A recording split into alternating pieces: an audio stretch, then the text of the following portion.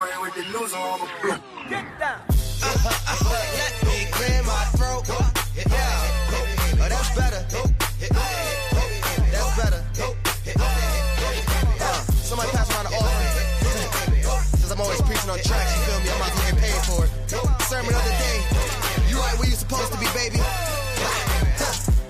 Informant, that information for me. Important you get a portion of fortune pouring. Confession, fortunately, blessings on now they snoring. You mellow, so focus on scoring. Got your underperforming. I never expect something, never assume nothing. Judging me for my past, but that's why I'm triumphant. I don't demand, I know where I stand like engineer hands. Watch how my life pans. That game plan, show out like a jotter, pop out like a cutter. Telling the quick rock, skipping the country squares like hopscotch. This gonna be my mood to my beat drop. Putting my boogie shoes in my diddy boots, ain't no stop. I'ma make the rest of my life live. Yeah, I'ma make the rest of my life live. Gonna make the rest of my life the best of my life. Yeah, I'ma make the rest of my life live. I'ma make the rest of my life live. Gonna make the rest of my life the best of my life. Congratulations on the celebration. I know I'm dope without a need of a validation. No congratulations on no celebration. I know I'm dope without a need of a validation. Yeah. If having hope is dangerous, call me evil Knievel. You leading on the wrong side, living with peasant needles. So lethal, made Shane Black wanna write a sequel. Cause I snuggle my dream till it's seen as illegal. And I still probably will, cause I can never give up. I got my goals calling me, how could I never pick up? Either we make up or just break up. And the snake hits get the rake up. Yeah, selfish, I'ma take up. If I don't shake me to wake up. Let my depression catapult me to succession. Shine a light on my imperfections like a projection. Every struggle a lesson, your issues ain't your oppression. Never got a question, keep pushing me to progression like I'ma make the rest of my life. Yeah, I'ma make Hey family, happy Thursday. How's everybody doing? I hope you all had a great day and that your week has been an amazing one. I don't know about you, but my week has been long.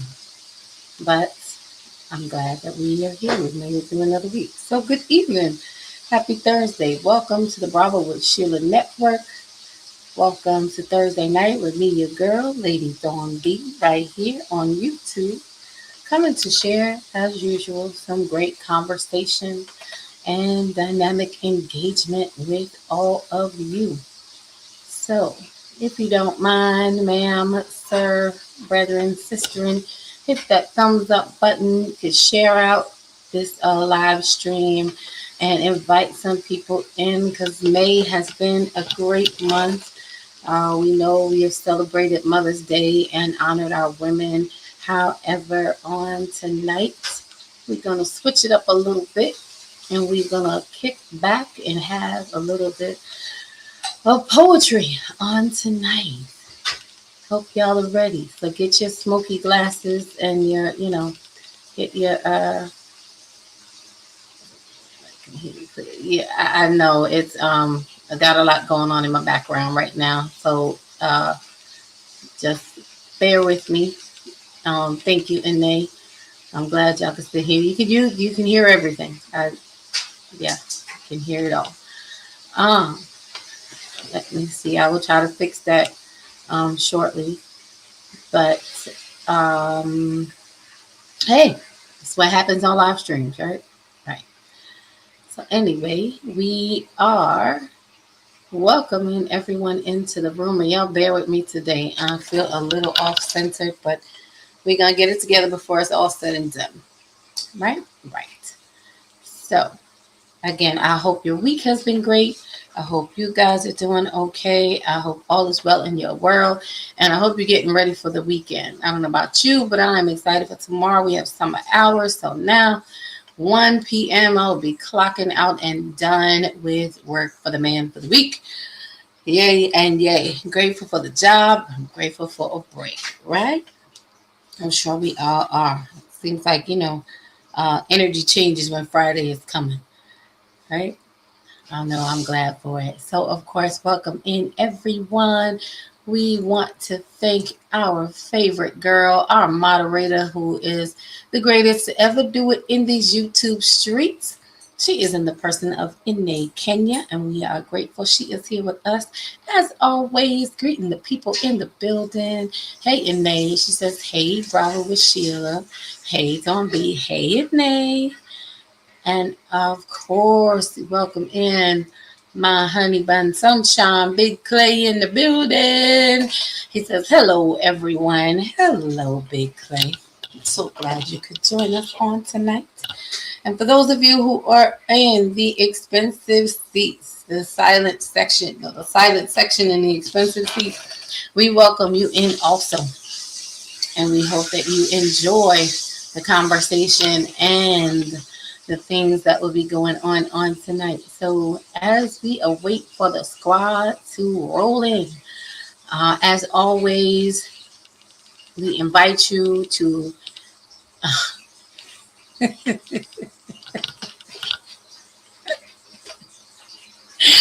is that right?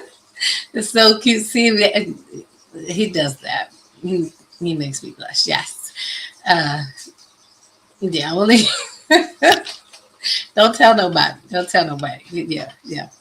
That's what happens. That's what happens. Can't even help. I'm trying to bring my cheeks back down and focus. I'm all over the place today. I'm extremely distracted. There's a lot going on. But we have come to share some poetry on tonight. So as we are engaging, I do want to say, over here on the Bravo and Sheila Network, we welcome everyone's thoughts, feelings, and opinions. And we want you to share. We want you to engage. We want you to comment. We want you to chat with us. And we look forward to chatting back with you. We're not here to convict or to convince anyone. We are not here to, try to sway people through conversation. We're here to have conversation. And we're here to learn and grow from one another. And just learn how to be better people together all around with one another, right? So with that being said, we invite you to chat with us. We invite you to share with us. We invite you to speak your mind, be a part of what's going on. However, our number one rule and main point is we ask that you always show respect. That's our number one rule, whether we're on this side of the street or across on the ministry channel. We are big on that. Should any disrespect be found in the chat or on the platform, our lovely moderator, Anae, she doubles as security. And just as she greets you as you come in the room, she will also be the one to give you your exit package along with your parting gift and escort you out. So thankfully, we have not had to have that happen. Not much. I think maybe once or twice, maybe 2 times it's happened. But in any event, we are grateful that we are all here to have a good time tonight. I'm not sure where the crew is, but hey, we are here, right? So again, tonight is poetry night. So I just wanted to share, get the squad in. We have dynamic conversation on every Thursday. And y'all know how it gets on Thursday nights. It can get heavy. It could be a lot. So tonight I said, you know what, let's do something a little lighter and just kind of unwind. It's summertime, summer is here. I don't know about the calendar if it's officially started or not, but in my mind, one summer I will start with the job. It is here, and that is the case. So figured we would take a little slow stroll out of May as we gear up for June, because June is going to be amazing. You do not want to miss the month of June. As we know, in June, we celebrate Father's Day, right? Salute to all our men. And so the entire month of June, we have a great lineup of conversation. And our men folk are really going to be leading the way in conversation. And then the topics and then the dialogue. We're going to have a really great time. So with all of that being said, if you're not a subscriber to the channel, please go ahead and hit that notification bell so that you will be informed as to when we are on, because guess what, it's not just Thursday nights that are amazing. We have Monday night Beyond the Mic with led by our Dr. Elaine Sanders, and I have the privilege of riding shotgun co-hosting with her on Monday nights at 7 p.m. with Mondays is like a warm-up for Thursday. Mondays is a calmer night. Thursdays is we never know what we're going to get. We don't know what we're going to get tonight, but we're going to get something good. But we're going to share. So we do have like a little special treat for you guys today that we'll share as soon as our coach AJW gets in the building. Hopefully, he won't be too long.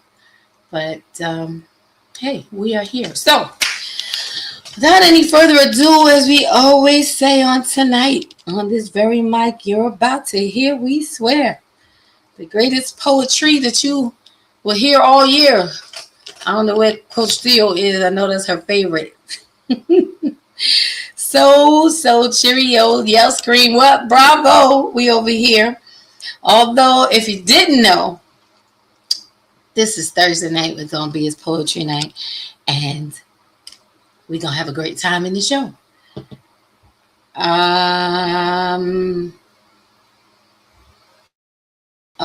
Okay, Coach, I see you. All right, Coach Theo, is she going to lay back this evening?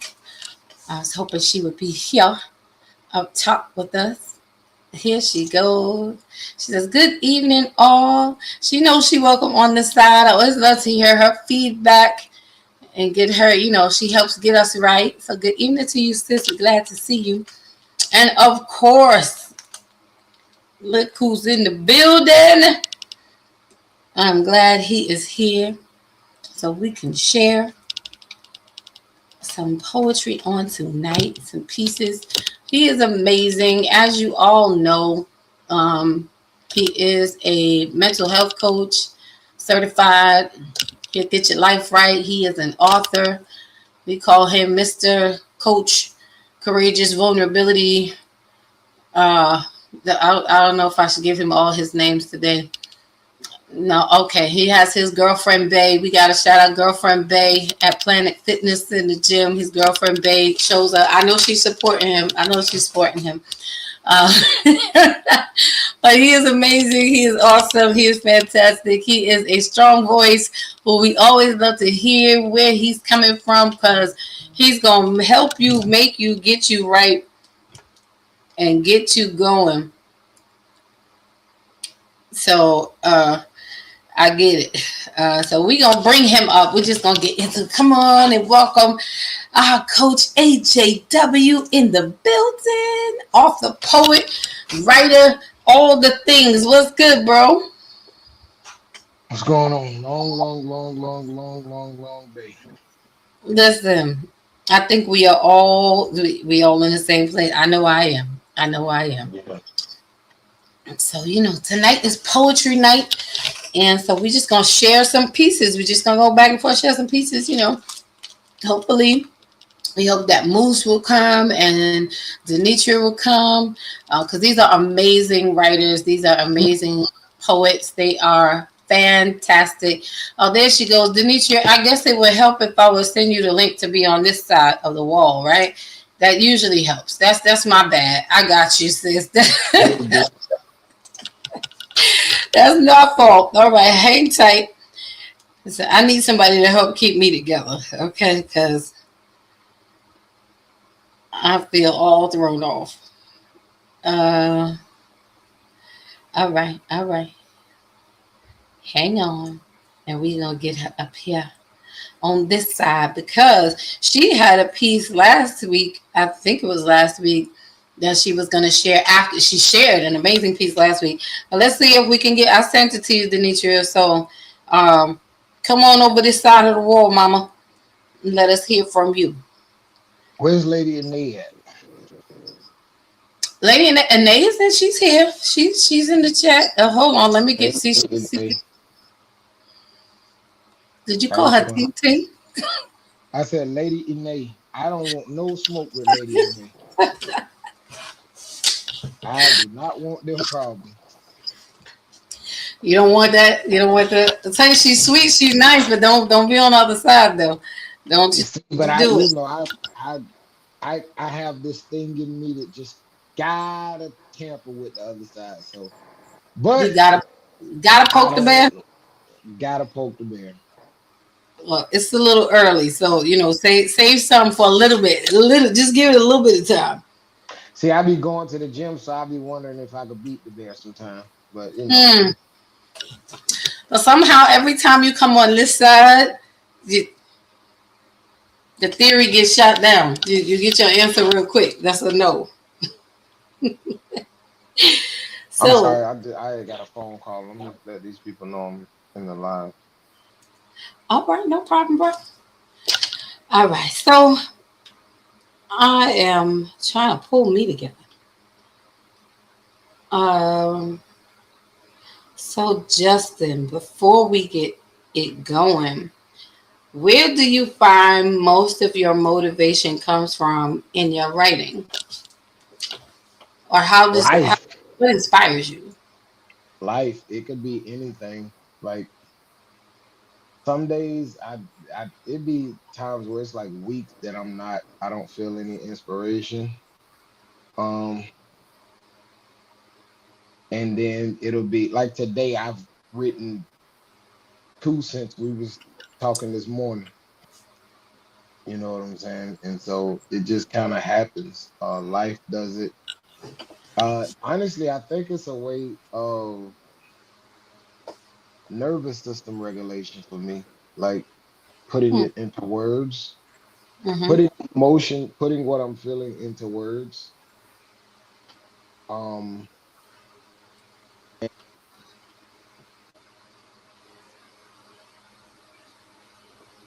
Your volume went up. yeah, I put it. Yeah. One second. I'm trying to let Moose know. Oh, okay. I sent him the link, so you should be popping Yeah, on. no, he calling my phone. Oh, But yeah,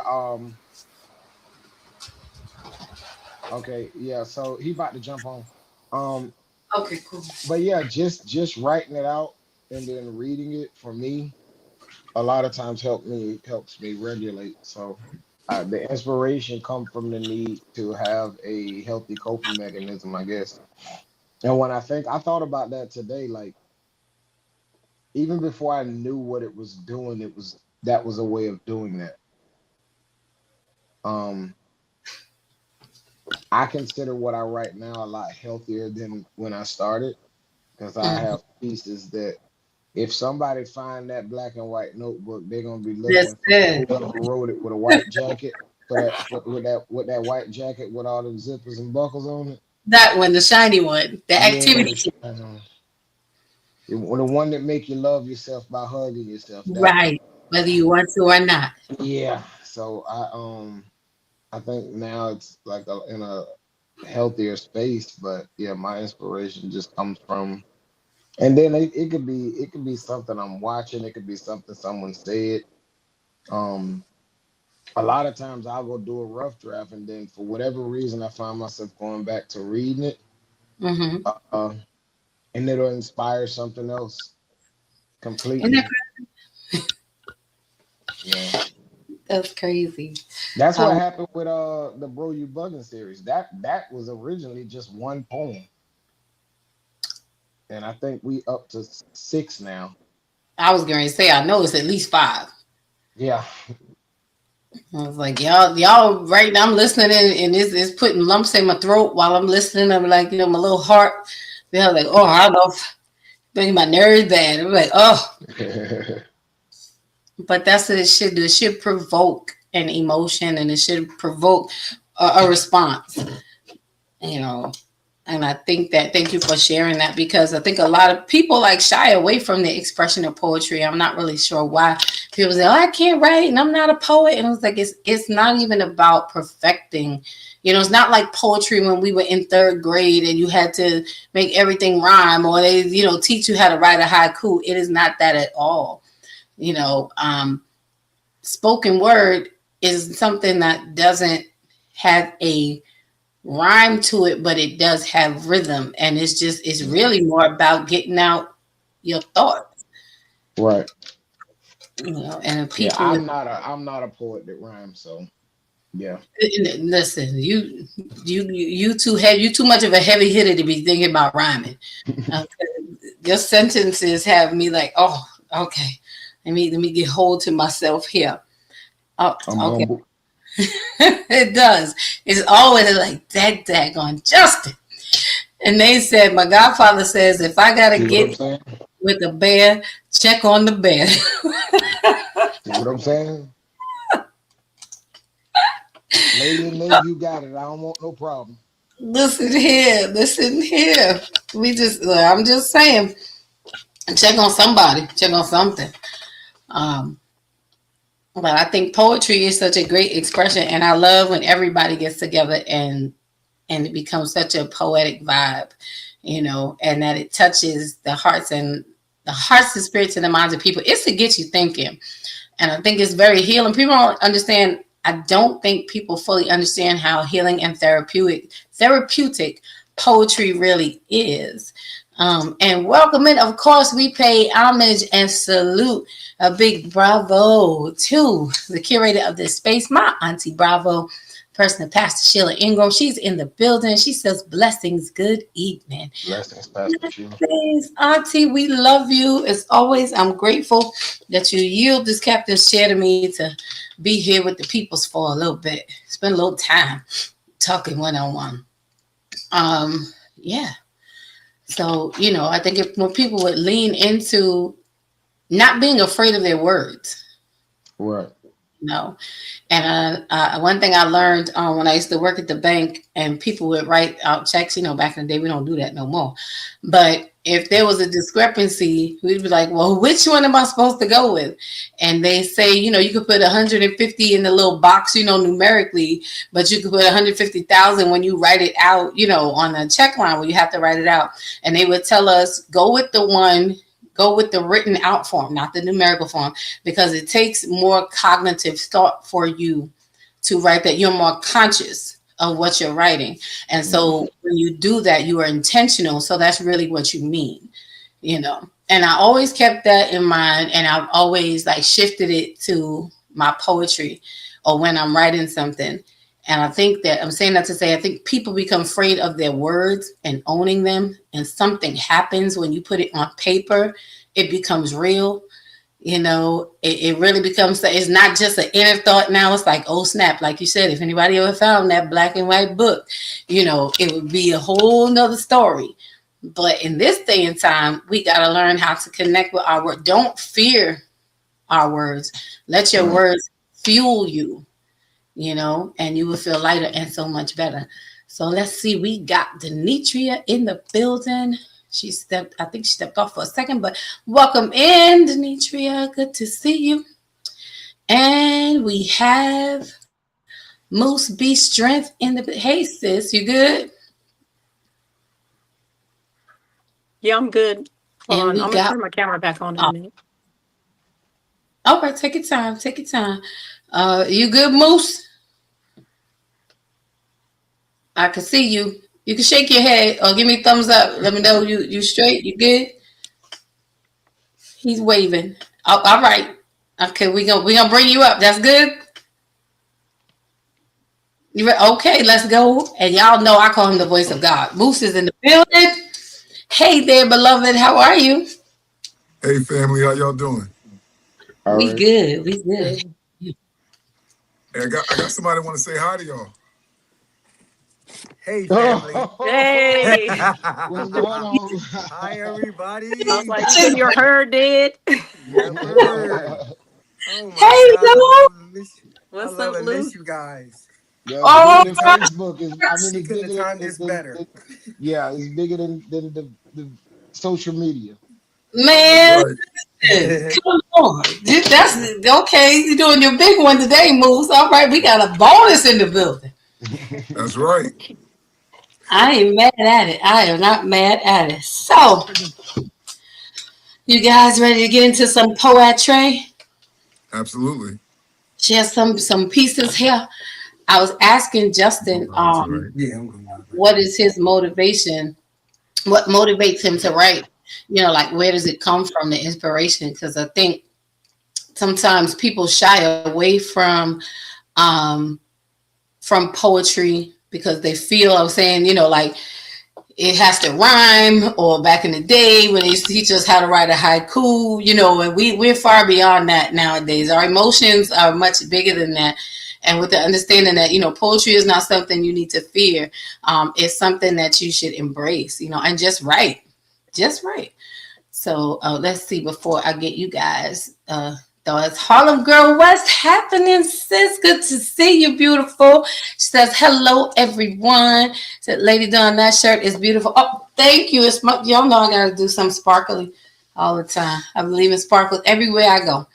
So thank you, Mama. It's one of my faves. So Denitria and then Moose, where do y'all get your inspiration from? What pushes you? Because you could write in any way or form, but what inspires you to write in this poetic space? For me, I would say a lot of my inspiration comes from my journaling.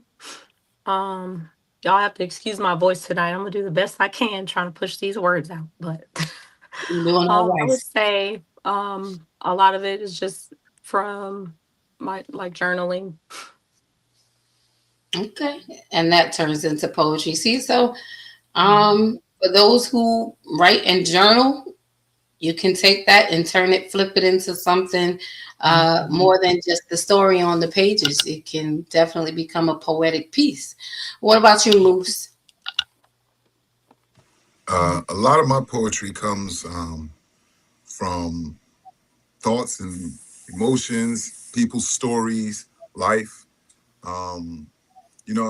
I used to, when I was young, I think what first got me into poetry was Langston Hughes and how he could paint a picture, right, of whatever he was looking at through his poetry, and you could go there with him.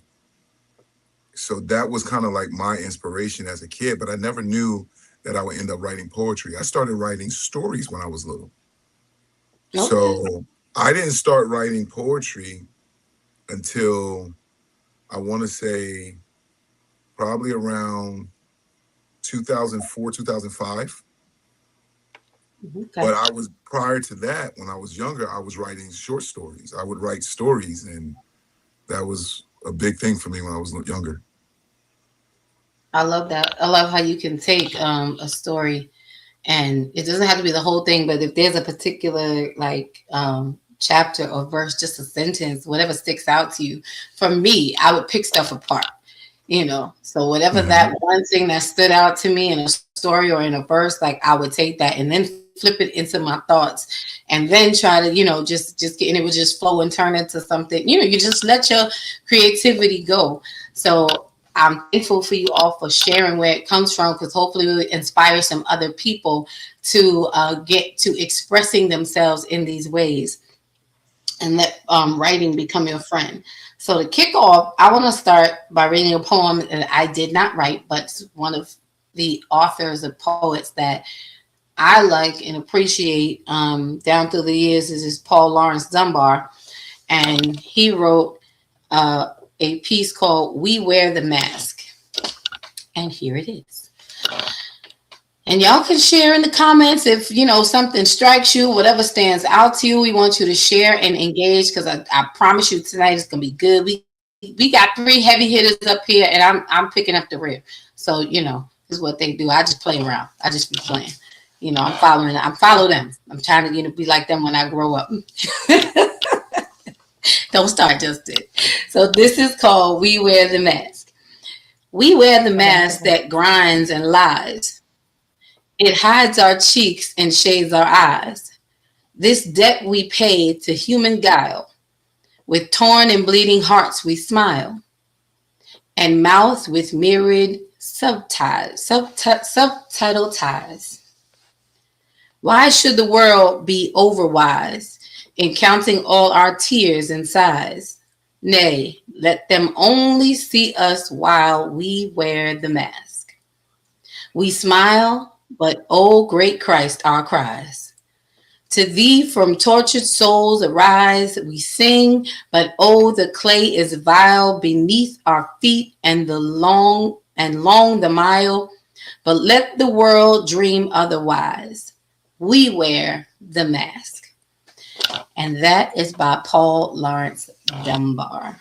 And it makes me think of how much we cover up, and don't let the world see. It reminds me of the statement, you never let them see you sweat, but on the inside, we have all of these things, our pain, our struggles, our issues, but we do not allow the world to see. God forbid we take our mask off so the world can see really the effects of what life is doing to us. So I hope y'all enjoyed that. Again, that's called We Wear the Mask by Paul Laurence Dunbar.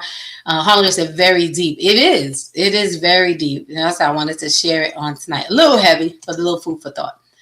So who wants to go first? Justin and I have a surprise for y'all in a little bit. But who wants to share something first?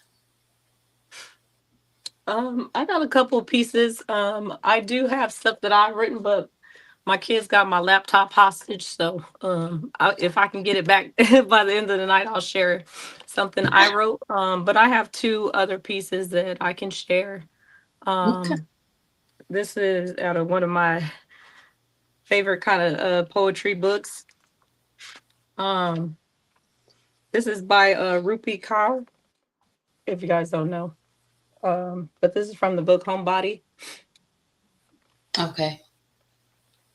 And this piece is called Productivity Anxiety. Mm. I have this productivity anxiety that everyone else is working harder than me, and I'm going to be left behind because I'm not working fast enough, long enough, and I'm wasting my time. I don't sit down to have breakfast. I take it to go. I call my mother when I'm free. Otherwise, it takes too long to have a conversation. I put off everything that won't bring me closer to my dreams as if the things I'm putting off are not dreams themselves.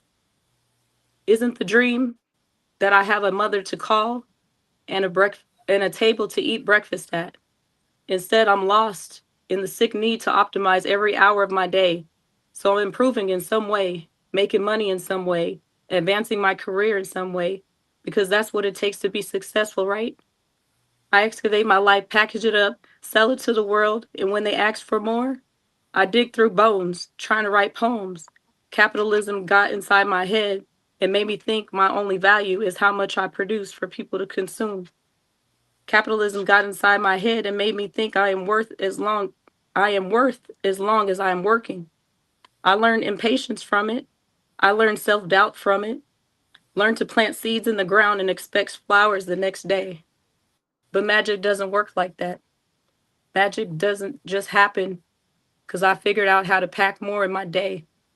Magic moves by laws of nature, and nature has its own clock. Magic happens when we play, when we escape, daydream and imagine.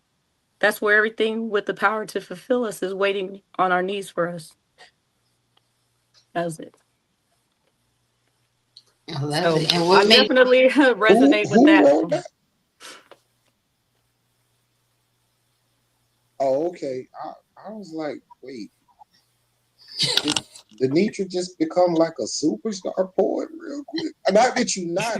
That was just like, It sounded like I wrote it. I resonate with it so well. yeah. definitely Right. sounded that's not me, but It's definitely close. right. That part. It's mhm. close. But that's the beauty of poetry. Like, it don't have to be your words to be your words. Yeah, So That's good. true. that was dope. Yeah. Harlem Girl said it is very good. She said, I hear pain. Who said that? Oh, that's Harlem strain. Girl. It's strain in my voice because I got a sinus infection or laryngitis or something. I think she meant the poem. Not you. She said it's very good. So we love that. Thank you for You'll sharing. hear the pain in the next piece. If I wrote it, you might hear the pain in that one. Who wants to go next? Oh, okay. Right. She was saying, no, not you. She was saying, no, the poem. Oh, As yeah. in Yeah. it. And that's the thing, like Justin, I love what Justin said about, you didn't have to write it, but it's not your words, but it's your words. we are those who write, help other people give language to what they otherwise did not know how to give language to it, and I think that's one of the most amazing things about writing. That's one of the things that I love the most, is being able to find my words so that I can express it, and then it triggers someone else. You're putting language to something that you feel, but you just can't get out. Sometimes we need that push. Justin and Moose, they always pushing something, some emotion, make me feel stuff. I was like, I don't even want to feel that. I was like, I didn't even know I could feel that. Why y'all gotta write like that though? It's disrespectful. Oh, and Lou too. Yeah. The golden touch up there, the Midas touch. We ain't forget about him. Maybe he'll share a little something tonight too. Maybe we got space. Harlem Girl said we can identify with the writers. Yeah, and everyone is a writer in your own right. I think that's the beauty of it. We'll find the joy in it when we stop comparing. Comparison is the thief of joy. You're not supposed to sound like anyone else or express like anyone else. Your voice creates its own sound, which will find its own audience. And that's why everybody's voice is so important to be heard, so I'll leave that there. What you saying, Moose? You ready? Oh, I'm ready, but brother Lou said come through when you were saying that. Oh my gosh. I'm like, Yep. that's so exactly perfect. And it's like, what's funny for me is a lot of people don't understand writing is such a release. For me, writing is a release. And I often tell people when I'm doing counseling, sometimes you have to sit down and write yourself a letter. A letter that will never be delivered, a letter that will never be read but by you. Get it all out. You can burn it, you can shred it, you can destroy it, but release it in that writing. And then you can walk away from it. Release it and let it go. Yes. All right, Moose, go ahead. No, you're good. You're right, brother. Good advice. I'll tell them. No, that's good. That's excellent. And it's true. And what I started doing was, I would, to add on to that, write it in pen. Own your, because when you write in pencil, you are quick to flip that eraser around and be like, oh, I didn't want to say that. No, yes, you did. Why are you afraid to, if this is how you feel, own your feelings. They are there. They're not going away. And they're not going to go away until you own them. So like Lou was saying, write it down and write it in pen. And the things that I don't want to say, or the things that I'm afraid to say and admit and feel, I've learned to write them in caps and then force myself to read it and not scratch it out. I have to look at it. I have to face it for what it is. That's something that helps me, like Lou said, to free yourself and get it out. Yes, I definitely use that in grief counseling. Everything that you did not get a chance to say to that person, put it down there. All the I'm sorry's, all the please forgive me, everything you wanted to get out, get it out on that pen and paper. Now I love that whole pen thing. I'll add that to it. Thank you, ma'am. But listen, a wise man learns from other men's matters and mistakes. So I'm gonna learn from that one. Put it in pen because you'll erase it. Go ahead. What y'all talking about is actually a therapeutic process. It's called a burn note, which is where my piece comes from. Burn note, where you write out those things that you can't necessarily say to a person, or you know what I'm saying. You write it out, and then you read it, internalize it, do the work as if you were in front of that person. Then you burn it as a symbolism of releasing those things that about that written situation that were holding you. So that's actually a studied and proven therapeutic process that y'all talking about. And it is very necessary. And here I thought I was great. You are great. Come on here, Coach. Was a lesson already on it. We in this together. We learning from each other. And it's funny because grief is my area of coaching as well. And that's the place where that comes from. But even in that, it's not just writing down your sorries and all the things you didn't say, things you meant to say, and I love yous, but we got to be real honest about it, and make sure you write down the frustrations, the things like you disappointed me. I was frustrated by, I wanted this from you. Let's not just do the pretty cutesy things. If we're going to do this healing thing, like, we have to be really honest and be willing to write down the things that cause us the pain, because sometimes those are the places where grief will continue to live and grow. Infested. Yes. Yeah. And it turns into something else because you didn't say, and then we feel guilty, like, but the person is not here anymore, and I don't want. It's not about them anymore. Now it's about you. Bang. Now it's about you. They're not here anymore, but you're still carrying the disappointment of what they did not do. So who has to release it? So we learn in the nights. This is why I love poetry night. Harlem Girl says it's beautiful. Sometimes the writer is so vulnerable, it actually brings healing. Amen. And we have to be. I got so mad at myself now, and I'm gonna be honest. With the first book that I partnered in to write, Loving You Is Hurting Me, I get mad at myself every time I read it now because I shortchanged myself. I felt like I did a disservice to myself and the people who read it, because I wrote it and I was honest, but I wasn't completely honest nor fair, because I was still trying to protect the people who were hurting me. And so I get angry because now I'm like, the people who are reading this, who really need to tap into that deep place, may never get that. They won't get that out of this piece. Because instead of thinking about those who would get healed from this total truth, I was more concerned about not offending those who offended me, even yet still in telling my truth. So that's, that was there. That was a whole time ago. Y'all know now I just say what I got to say. We leave it there. But if we go ahead, Lou.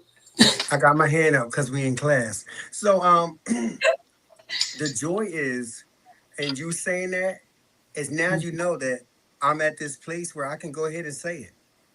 And there's a whole nother avenue for you to recreate exactly what was supposed to be. Yeah. And it'll be a whole nother work of art. But this time an exposed work where you did not expose, and you held that protective shield up. I don't need to protect you anymore. Done. Ooh, so I'm sorry. The damage is done. And what is going to be is going to be. And so a lot of people still worry about fallout. Fallout, it's okay. You may get back up. You may not. But that's not for me. That's a you problem. And so whatever came out, I'm dealing with me. And if you happen to be collateral damage, it's a part of life. Hey, you talking truth. You talking truth. Listen, let me rewrite part 2. Loving You Is Hurting Me. The whole truth. I might have to do that. I think that's Loving You Is Hurting Me. Yeah, it was an awesome. That's where me and Coach Steele connected. We did that project together with 4 other women. It was amazing. But I realized that, and that's where I learned to stop being afraid of my words. And that's what I'm saying. To help release somebody else, don't be afraid of your words. Own them. Let it be on the paper, and keep it moving. Coach Theo says very therapeutic. As we were sharing about technique. Harlem Girl says, like Denisha's last poem, I heard on it, I was so amazed and wish I heard the piece before, because I sure would have had put it in his lunchbox. Listen, it ain't too late. Girl, write it. Do what you got to do. It's never too late. This is about freeing you. Go get you a lunchbox from the dollar store, put his name on it, write your note, stick it in there, and set the whole thing on fire. Do what you got to do. Just don't. Freedom. Listen, I'm about releasing. So, Moose, you got a piece you want to share? Yeah, I can share some. You guys ready? Yes. Oh, She laughed and she said he no longer here. But yeah, remember, it ain't about him though. This is about you. You still got stuff you got to say. Get it off your chest, girl. All right, this one's called A Man's Delusion. You know, I read this novel, and no matter how much I think about it, I always came to the same conclusion about it. All around confusion. It was a story about a man's delusion, a detective and his partner, one's rise and the other's fall, riddled with mystery, suspense, and confusion. My issue was the narration the author gave, though. It was devoid of emotion. The antagonist the author painted, the villain, was only seen through one view, lacked depth, and was skewed. I don't know why that bothered me. Maybe because later I found out he had another view, a positive one that only he and those that knew him, she wrote, really knew. Yet the story didn't show this view. I only know this because I stumbled upon that view, but I'll get into that later. More important to the story is the main character's point of view, the one the heroine of the story viewed. To her, the villain was a regret, a bad decision. If you let her tell it and you listened, he had no worth or value. He was a failure who forever played mind games on her. He was a manipulator. Maybe that's how he got this far, she often thought. All he did was talk and talk, had nothing but empty dreams and promises. He was a man, she said, who was needy, femalish, soft, weak. Yet he was controlling. He had no motivation, no ambition, no drive, an imitation of a man, she said. Yet he was intimidating and a bully. His actions, she said, held her down, she felt. Her career, her life would be so much better if she wasn't partnered with him. Crazy thing is, the depiction the author painted, he wasn't able to rise in the world and do all this with touting a long, heavy metal mirror. And let me say that again because I missaid that. He was able to rise in the world and do all this while touting a long, heavy metal mirror that was locked and chained and bound to his neck. This, the villain of her story. The beginning of her rise came when it all finally clicked.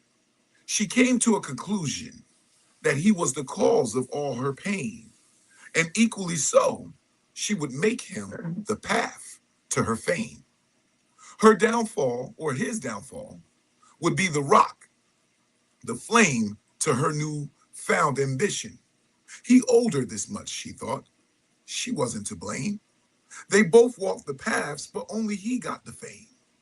Feeling a victim and justified by everyone being able to see her pain. This walk of shame, she thought, would bring the change. From this perspective, it was no doubt she was the victim and he definitely the villain. But herein lies some of the confusions. Remember the lock and chain that he was bound to neck deep? She was the one who had the keys. And that mirror that he touted, like an attic, its reflection had her fiending. As I continued reading, not understanding why, but taking a third-party perspective into this fictional reflection, I had an epiphany. I realized that it was the fear of introspective, the toxicity that the mirror he held reflected. Not sure if this was what the author wanted, projected. However, something was forgotten, maybe neglected. A part of the story left out I kept feeling, wanting, expecting.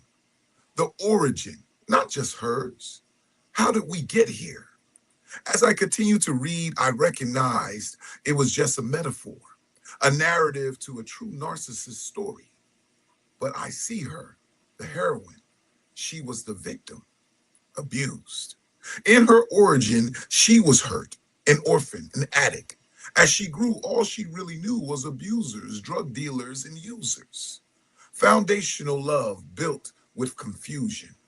Now, unfortunately, she consciously or unconsciously became emotionally belittling of dreams, destroying, abusing. Manipulations, the tools taught she kept using. She probably felt like a failure of her absent and or present dreams. I don't know. I couldn't get it. Maybe it just wasn't for me. But I digress. She's the main character anyway. The hero, I mean the heroine, the one riddled with confusion. How did I know this, you ask? Remember I said earlier I stumbled across a view? You see, I found the author's notes and read them, learned what was missing. You see, the villain wasn't always the villain. He was her partner, and a good one at that too. To make a longer story short, she took something positive, misused it, abused it. Then when he had enough and couldn't stand it and gave it back, she had the nerve to call him the abuser. The only way to deal with her corruption as a user was to flip it, become the accuser. She had everyone's ears and painted fear. It was all she really knew. Love built with and on confusion. In later chapters, the author's notes revealed she lacked ambition and motivation to go after anything, held him to blame for her lack of everything. Instead of facing these things, these demons alone or as a team, she'd rather tear his positive down, break it, use it as an emotional plaything. Her true nature shone only in the dark, a coward running from accountability, missing every mark. Yet she was still the heroine and the victim of the story. She played the part. But hell, I ain't gonna hold you. If this was real life, this come up would be art. I wouldn't believe that facing all that toxicity, anyone could come out unscathed. That shit would unravel everything. Hell, reading it had my chest felt like it caved in. You see, the thing is that got me and been working on. Let me say that again. You see, the thing is, I get me and been working on and healing me. That's why I have been able to see you and pray different prayers for you. I'm gonna keep rooting for you and all from a safe distance. That is because after all, you are somebody special to me. That's what's the notes of the detective that he wrote. But I'll give it a 4 out of 5, knowing that if this was a Tyler Perry play, the main actress would get an applause, standing ovation as she exited the stage. This narrative, this story, was a tale of the love of beautiful insanity, confusion. No, I mean a man's delusion. And I am not the author. Poem. Sorry for the long-windedness, family. Thanks Get for it the out chat. now.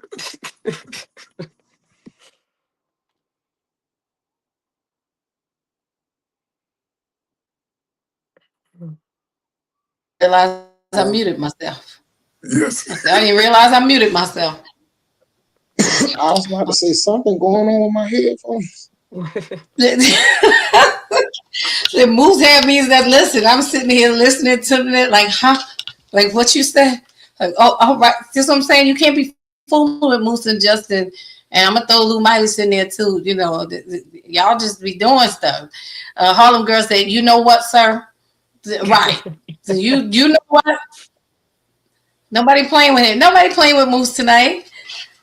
You know, I had me sitting here. The had me sitting here taking notes. You got Theo clapping her hands off. I'm like, oh, that. Can I See, interject that's in here? Yes, you can. So what's crazy for me is first before he started this, he was like, I started out writing short stories. And literally that's what we all just listened to. A short story. creative in all its ways, intelligently written. Listen, I'm like, wait a minute. I'm standing here. It's going on right. Oh, I'm right over it. I'm right over it. Like, oh my gosh, brother, what a work of art, Thank you, family. Thank you. man. Appreciate y'all. Exactly. Harlem Girl said, I didn't know whether to fight or love you. Love you right. It's delusional. Yes, delusion. Hey, sis, you don't know what to do. They make you want to do both. This is what I'm saying. I'm like, oh, y'all work on my nerves. It's just annoying. See, now here you go, Justin. There you go. It's that time. It's that time. She says, very talented. Listen, this platform has some talented people in these circles up in here. All right, I'm just here to be your host. That's all. I'm just here. I'm here for that. Actually, I'm doing hair, and I'm actually on live poetry with my brother Moose B. Strong. Harlem Girl said, very toxic, sir. Very toxic. I'm stuck on, when the first thing you said was devoid of emotion. I was like, all right, here we go. And then you said they both walked the path, but he got the fame.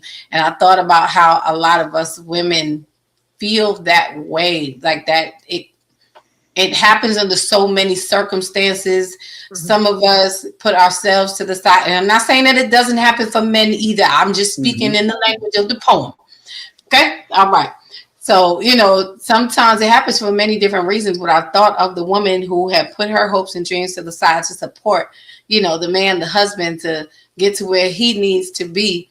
And she's right there walking with him, but no one sees that, and he gets the fame. But also with fame comes a lot of attention and a lot of responsibility. You bear the weight of a lot of things when you're up front, when you're the face of the brand, so my mind went in a million and one different directions with that. And then you made the point of, you said, remember the ball and chain and the lack of key that you mentioned before. And you said, and then you went back and said, all this time she had the key. And it made me think about how we as women complain about some things that go on in relationships or we don't get from our men or what we want, and not realizing that, sis, a lot of what you want is locked up into what you give to that man. This is what it made me think of. Like, you're going to get out of him what you help grow in him. I mean, that was the whole point of the mirror, right? It's like this mirror, this heavy weight, this metal, this thing that's attached to him, that is the thing that is bothering her at the most. She's the one who created it. She's the one who has the key with it, right? And she can either release him and her from it, or she could continue to suffer. Yeah, you have the option to fix it, make it or break it, set it up, forget it, whatever it is, it's up to you. But it is amazing. It really made me think of that, reflect the moment of, like, again, you get out of a man what you release, what you help grow in him. I'm gonna leave that alone, because Moose, that was a lot. I'm gonna have to go sit in the corner and think about it myself later. Harlem Girl said she locking up his reflection, right? But isn't it funny how in relationships we really are a reflection of each other? Like we really are. When you are with your person, you should be reflections of each other. So when you see stuff, you gotta wonder sometimes. We know what we signed up for. Harlem Girl said, too deep, Moose. I told y'all he's the voice of God. I told you. Come on, Justin. What you got?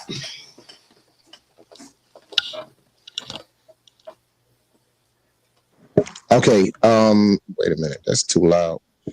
Do you want to start the pieces now, or you want me to read something before that? You know what? I don't know. I feel like we might have to make them. Wait a minute. I don't know. What you think? Well, I got one before that. Okay, Harlem Girl says she right. I'm going to sit in the corner. We're gonna have matching corners, sis. Let me go sit and think about what Moose never wrote. All right. So so Justin, come on with your. I'm gonna share one, and then we can mix it up some more. Come on. All right, so I wrote this today at 6:15. So that's how new this is. This is a newborn baby. The title of it is "Meet Me There." Do I sound okay? Because it just sounds really weird in my ears.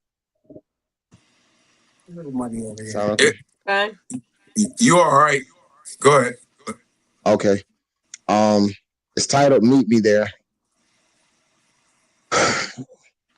Where's that safe space? Sounds like a wonderful place. I'd love to go there. Where? A place spoken of as though it's reality, yet as inaccessible as Atlantis. Surreally unreal, but real in theory and in practice for a select few.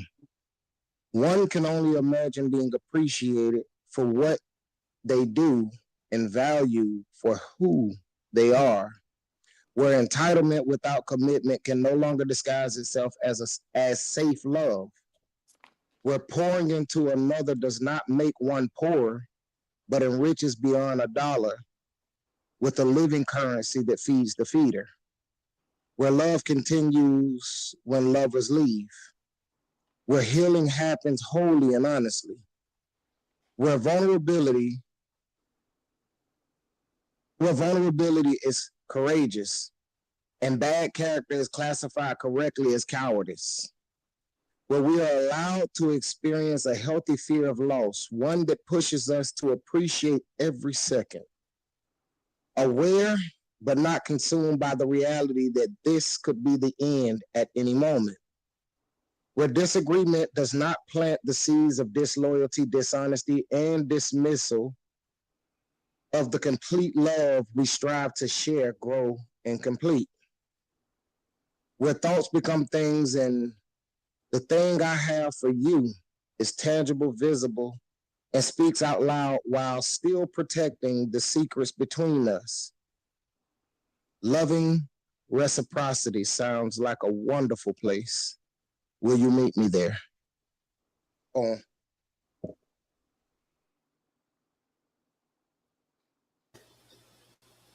Well, come on, loving reciprocity. Will you meet me there with this invitation? See what I'm saying, y'all? This is why they work my nerves. Because I can write this stuff down. Just talking about entitlement without commitment. You said is no longer safe love. Is that what you said? It says where entitlement without commitment can no longer disguise itself as safe love. See what I'm saying? That's that right. right there can no longer disguise itself. All the girl said, wow. She said, I'm going back in the corner. It's never safe. You gotta check to see if it's safe to come out here, because when they start writing and start sharing, it's like, it just, the corner. Who else needs a corner? We're gonna start handing them out. We got a sign up sheet for the corner. Make sure everybody. Okay, all right. I got you. Sign up sheet will be in the back. Just take your key, find your spot. Take a number. Hey, bro, did you say you wrote that this morning? No, I wrote that like an hour ago. Which is crazy. I'm sorry, Theo. See, Theo, I love you so much. Say for all of us, AJW, get on my nerves. I mean, it's ridiculous, unnecessary from both of It's necessary. Like, we just want to have, he chooses to have a nice, smooth poetry night to end out May and smooth into June, and hear him and Moose come with all of this. Denitra was nice tonight so far. She's still coming. She got some other pieces. She's still coming. Hey, sir, you have to tell me. I was excited. Come on with the soft life. That's my girl. But I love that. I love it. I love, oh, and look who's in the building now. It can begin. Paris is in the house. She says, good evening, all. One love What's and going many on, blessings. Paris? Good to see you, sis. Good to see you. I don't know if you heard Justin's poem, but Did you drop it? he's talking about entitlement with no commitment can no longer disguise itself as safe love. He's talking about some loving reciprocity. Will you meet me there? All right. Well, I guess he's got a different kind of application he putting out today. I don't even know what to say. I don't even know. I don't even want to read mine now. I just want to go home. Go sit in the car. No, don't do that. Please don't do that. See, I'm already home and I want to go home. But the beauty of these things and these words that we are given and sharing tonight is that you're giving language to somebody else's story. Like you said, giving someone a way to identify what they're feeling and freeing them to know that they are not alone in a feeling. Because sometimes we may feel something and you think you're the only one because you've never experienced it before. It's like, no, it's just your turn. But it's not just you. So it's good to know that there are others. Paris said, no, I missed it. Got to play it back. Girl, come on. After you do, you're going to be, and make sure you listen to Moose's too. Me and Denitra, we kind of cheated. We was reading other poems that, we didn't really cheat, but we was reading poems that meant something to us that other people wrote. We shared ours. And listen, sis, I'm coming. Don't worry. You should come in the corner. I'm coming. Don't worry. I will be right there. I might beat you to the corner. I'm not sure. I'm going to bring the snacks, though. Don't worry about it. We're going to be all right. Paris says she loves poetry night. Sorry. She said, you on time, sis. You on time. I'm going to read this. Did anybody want to share something? Say something to Justin about his piece before I... Just why? Just why? Like, why are you like this? Who did this to you? You can tell us. And It's okay. the piece was nice though. Like I thought it was a friendly type of piece. I mean, yeah, I thought it was friendly. Did you? Just an hour ago? Did you? The An nerve hour is ago? still for me. This is how you were feeling an hour ago. I guess that part is true, yeah. Look at my For son. what reason? Right. Just why? For what reason? Why are you Theo said, and this is exactly why I'm on this side tonight. See? Now look at you got Theo posted up in the comment section tonight. It just ain't right. Who's the guy asking why? That is Sir Lou. That is Mr. Lou, the Midas touch. Okay, he's family. Hi, Paris. That's the guy that's gonna turn Bro You Bugging into a play that we can perform on Broadway. That's right. There we go. Talk about Yes. it. Look, them hands do more than hair. Cut it out. Cut it out. Anybody want to share something else about Justin's poem? I'll Hey, meet you there. listen.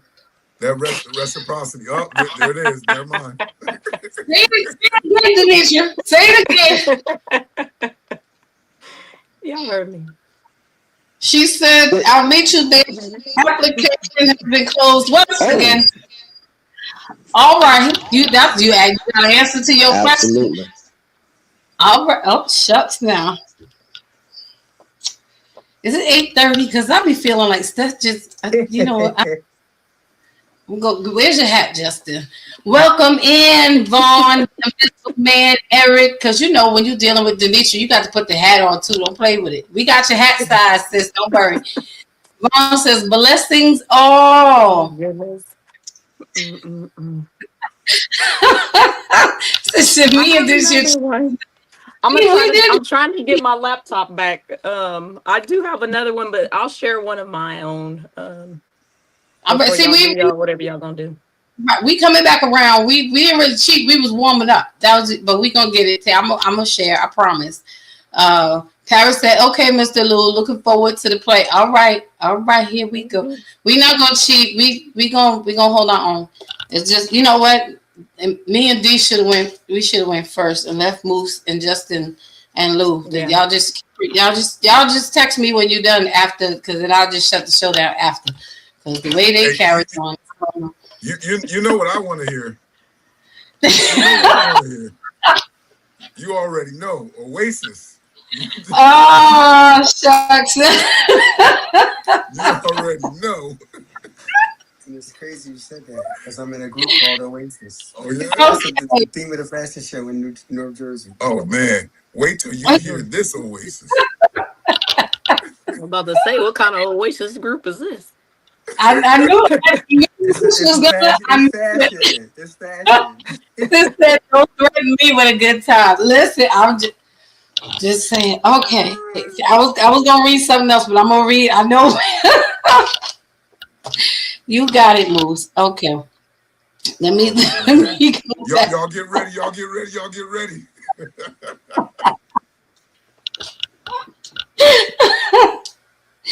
Oh, here we go. All right.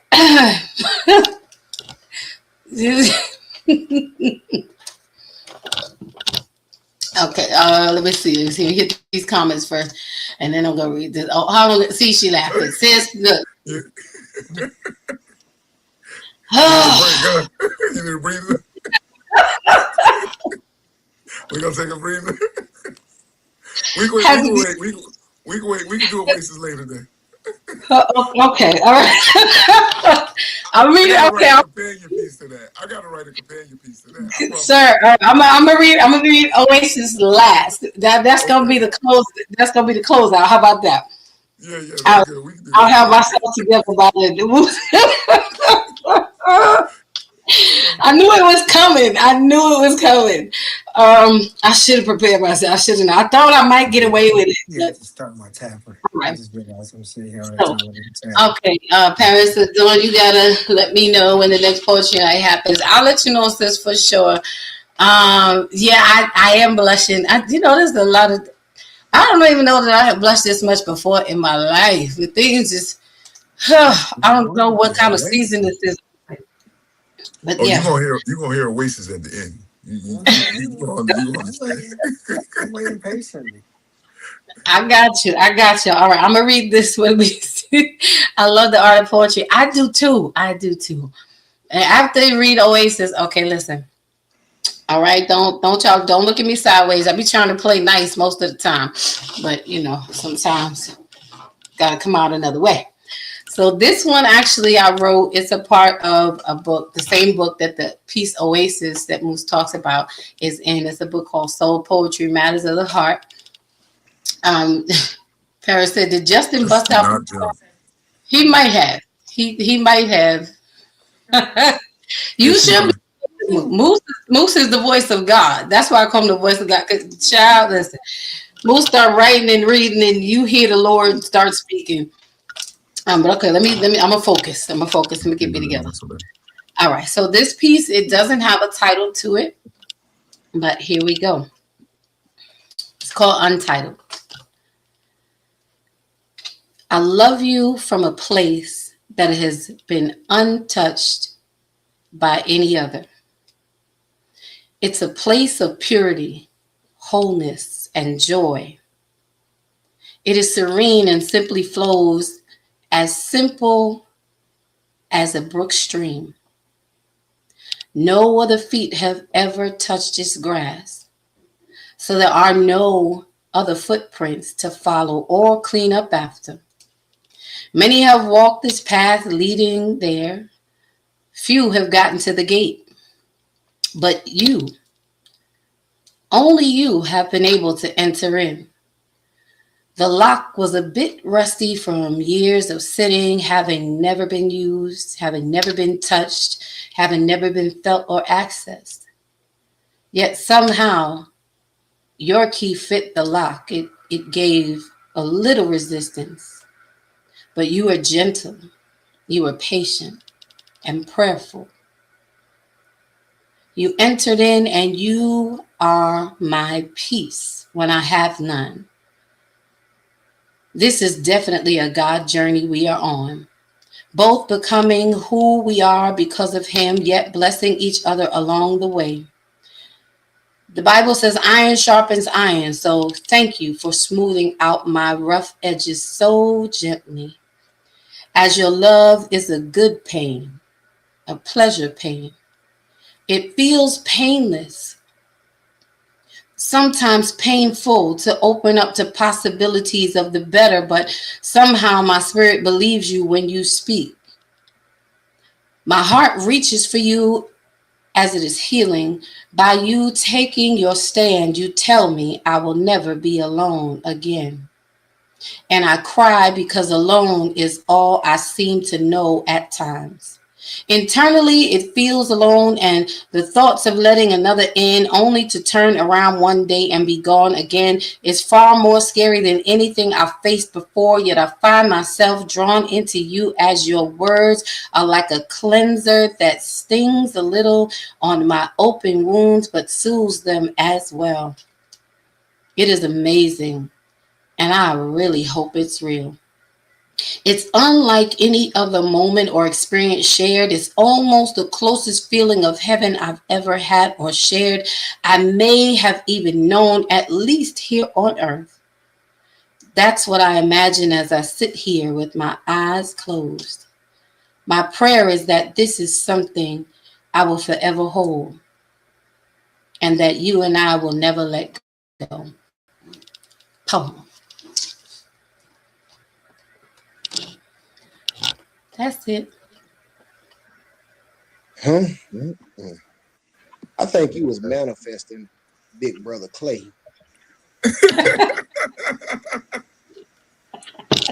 You think so? It So what you just saying? What you it saying? just fit. You know, it just fit. It's as if you just wrote it. You know, Mm. and that was 3 years ago. I wrote it. That's why he said manifested. Who knew? It may have been. May have been. Hologram said, "Whew, wow, Yes, such a beautiful poem. Thank you, sis. I had to empty out. I had to empty out. On So us. that's my piece I wrote. So see, there me and Denitra, we not cheating no more. that's right. All right. So Denitra went. who's say it again, Moose? Oh no, you good. You good. Go ahead. I'm sorry. Oh no, you. I was saying who's next. Sis says she out the corner now. I'm out the corner now. Okay, listen, we free. Oh, there you go. Big Clay said, "Yep, but do it, babe, do it." It's safe now. It is safe now. See, we had to make it safe. We had to make it safe. You know, we had to bring it back, make it safe. You know. Hey, well, if my words manifested it, thank you, Jesus. Thank you, Lord. I appreciate you, God. So be careful Keep what I those speak. things that are not. Amen. Heaven. And I promise you, they surely were not. I promise you. Back then, they were not. It was the opposite thereof. But we grateful for now. So let's see. We got Denitra. She may be trying. She may be still trying to rescue Yeah, her tent left out. I got it now. Let me give me a second just to pull up. Actually, I need to find something that if we're gonna keep it going, I can read this first one and then y'all can, if we have time, I can read mine. What y'all want to do? Or you want Moose to go while you find yours? Yeah, he can go. All right.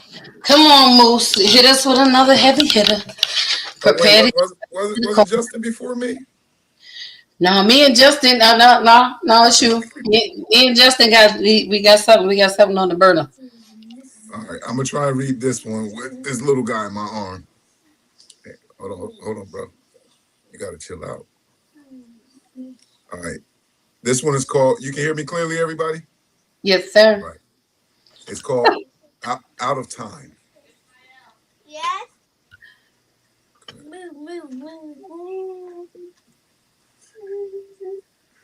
Since this back in the court. Yeah, might as well. It's called Out of Time. Sometimes life, she would have me reflecting, gazing in the mirror that is Father Time, asking him questions like why? Why was I born in this time? Why was I given this life? Why does my mind's eye always read between the lines, even when the conscious me walks past them like a passerby? And like clockwork, anger was set in, frustration at the waste of time. Why does happiness feel postponed for the sake of time? Haven't we realized the confines of time?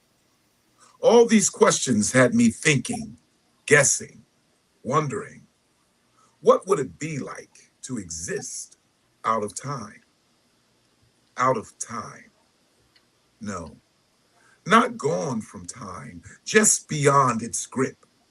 I used to say, oh, how I wish I existed outside of time. It plagued my mind until your voice reached inside it. And in time, I met you. Your smile had me looking into a mirror like there wasn't any time. And for the first time, I began to enjoy it. Enjoy life, captivated by your mind, addicted to both life and time, as if they were no longer my enemies, but gifts entrusted to me. Before, I wanted to beat life, outrun time, get one over on both of them.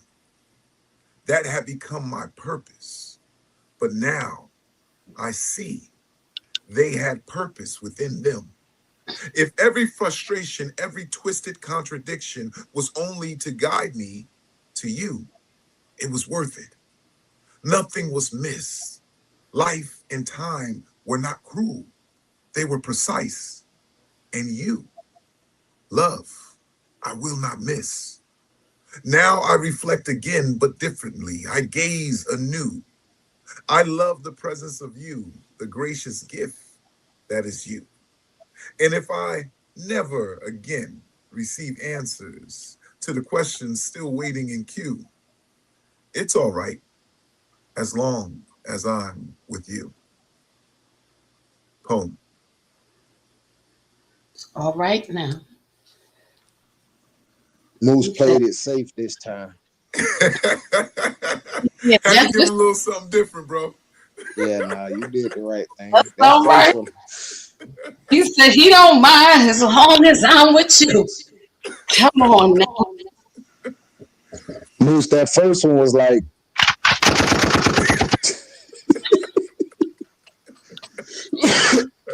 Ow. No chaser, just straight gut punch. You chose violence with that first one. Now he's trying to soften it up. Don't worry, the next one I'll bring it back.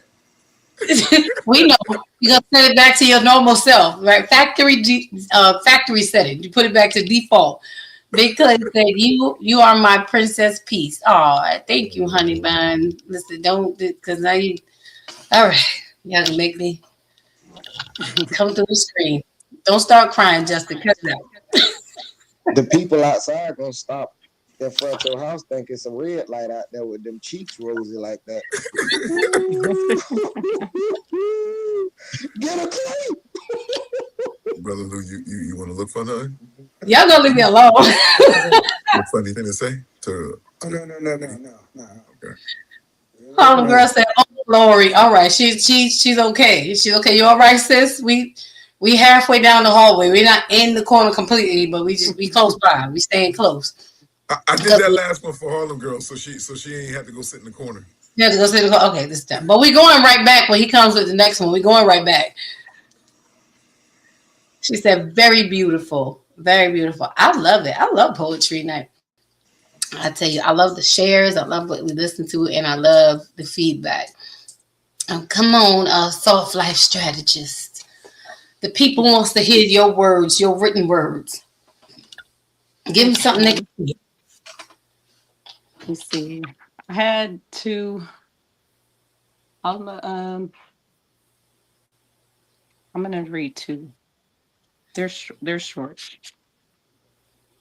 The first one I'm gonna read is the second one I was gonna read from this book, and then I'll just go straight into mine after. I don't think these poems are not titled, so I'm just gonna read. Today I saw myself for the first time when I dusted off the mirror in my mind, and the woman looking back took my breath away. Who was this beautiful beastling, this extra celestial earthling? I touched my face, and my reflection touched the woman of my dreams. All her gorgeous smirking back at me.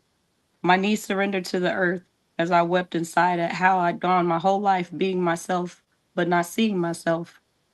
Spent decades living inside my body, never left it once, yet managed to miss all its miracles. Isn't it funny how you can occupy a space without being in touch with it? How it took so long for me to open my eyes, embrace the heart of my heart, kiss the soles of my swollen feet, and hear them whisper, "Thank you, thank you, thank you for noticing. You've been everything to gain. You have everything to gain from believing in yourself. Yet you spend all of your time with self-doubt. There's a conversation happening inside of you. Pay deep attention to what your inner world is saying." So I stopped resisting in the unpleasant feelings and accepted that happiness has nothing to do with feeling good all the time. That was the end of that. But I have a reflection piece, like a mirror piece as well. I'm not reading that one. This one's kind of that was more of a kind of self-reflection poem. This is something else. So this one is titled Another Lifetime, Perhaps. You showed up quiet, but your presence. Ow, hold on. I had a leg cramp, y'all. Sorry. Ooh wee. I'm old, y'all. Hold on. I'm sitting here crisscross. My legs got tightened up. Okay, sorry. You showed up quiet, but your presence roared. Warm eyes, steady hands, soft like Sunday mornings, but built like comfort. You felt like safety I didn't see coming. There was something about you, not loud, not flashy, just known. Like my soul exhaled when yours walked in. We weren't strangers. We were meeting fire with fire, twin flames, too hot for this lifetime, too aligned to pretend. You held space for me without asking for more, but God, you made me want more. You made healing feel like less isolation and more like an invitation. Still, I couldn't rush. I owe myself the woman I'm building, and maybe you owe yourself the man who will hold her right. But don't get it twisted. This wasn't just timing. This was truth. You are a soft place with strong arms, a soul I wanted to crawl into and stay. So if fate ever circles back and our fires still burn, I will be ready. You will be steady, and we'll rewrite the stars with nothing but flames. This wasn't just lust, it was soul memory. It was maybe not now, but God, don't let it be never. Maybe we're just a beautiful interruption, or maybe we're the kind of love that waits but never fades. So go and heal, and I will do the same. And if this thing is real, you will find me still soft, still fire, still yours when the time is finally right. Oh, Well, all right. Maybe we're just a beautiful interruption. Maybe. You hold space for me. I'm not Go ahead, you crying. can close this up. You're not crying, Justin? No, I'm not crying. Your eyes just It's just a little It's just sweaty. wet. It's hot. right. goodness. Your eyes are sweating. Yeah, let me turn the AC off so I got a real excuse. Okay. Okay. Listen, better talk about it, D. You better talk about it soft like. Let's see what the comment section is talking about. Oh, here we go, Paris. Oh my God, your cheeks are glowing. No makeup needed, lady. My cheek, y'all gonna leave my cheeks alone. They never mind. We got all kinds of responses over here. Red cheeks, eyes sweating, I'm saying leg cramping, all things going on. cracking. See, you never know what happens on poetry night. You never know. Harlem Girl says she's another heavy hitter. Yes, ma'am. The end of the dove. Do what you do. Theo says, my heart needs all of this tonight. Thank you, my beautiful, talented family. Yes, poetry is healing. Absolutely. The Harlem Girl says, self-love, that's beautiful. My God. She said, oh, I love that a beautiful, right. Maybe we're just a beautiful interruption. Let me look for something. Let me look for something ugly. Hold on. Before you, thank you, Paris. I'm gonna share. I got one more for y'all. It's not a lovey poem, but it is a funny one, in my opinion. If y'all want to hear it. You gonna choose First said, I really like that. First said, I don't think you got to hear this one, Lady Dawn. I think I shared this on my Oh, wait a minute. Big Clay said, it's the onion. It's the onions. You got onions in your glasses? Yeah, my daughter played a trick on me, rubbed it on the glasses. Oh, you know, of all nights tonight, right? You know, and Harlem Girl said, you know what? All right, so you got another one. Moose, you got another one. And then Justin, we gonna hit it. Okay. Oh. This one is called Meatloaf. Okay. And I think Moose and Justin has heard this. I think I sent it to y'all. All right. We've read it. We haven't heard it. You know, it's a different vibe when it's coming from your voice. That's true. Y'all haven't heard it? Wow. He's choosing violence as well. Okay. Always Tony Montana. All right. With all the breadcrumbs I was given, I might as well cook and make this man meatloaf.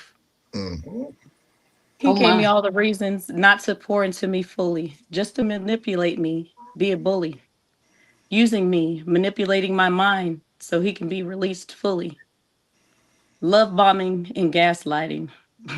I'll use that fuel he gassed me up with to preheat the stove. First, we start with the meat of the problem. All the childhood wounds, trauma. Well, he must have forgot he had them. The intention, the vision, the purpose, the beef. What was it for? What was it? Straight bullshit. Extra season with blood, sweat, and tears. Added a pinch of my fears and put in several years just to get lessons. I'm chopping onions, crying tears of joy, recognizing the blessings. But still, I cut those onions with the same depth that the cuts from my back felt. Cut from the same knife that was pulled from my back. I cried and I tried to overreact, but damn, those wounds run deep. I'm trying to hold it all together as I blend and fold everything together, trying to make something that will nourish our bodies to make both of us better. Those breadcrumbs alone didn't keep things from falling apart. Uneven yolks from the eggs couldn't even hold it. But still, I'm going to keep cooking. I already preset the oven. The only thing I got were the buns he put in there. Patiently waiting for the right temperature, minute by minute checking in. I'm pacing the kitchen, walking on eggshells I dropped in nervousness, anxious to know if what I've done was enough. So now it's time to see if what all I tried to be with the ingredients given to me was enough to make a meal. And as your belly starts to fill, I'm starving, ready to eat. I'll have my own seat at my own damn table where I'm served a full course meal and not just meatloaf. That poem.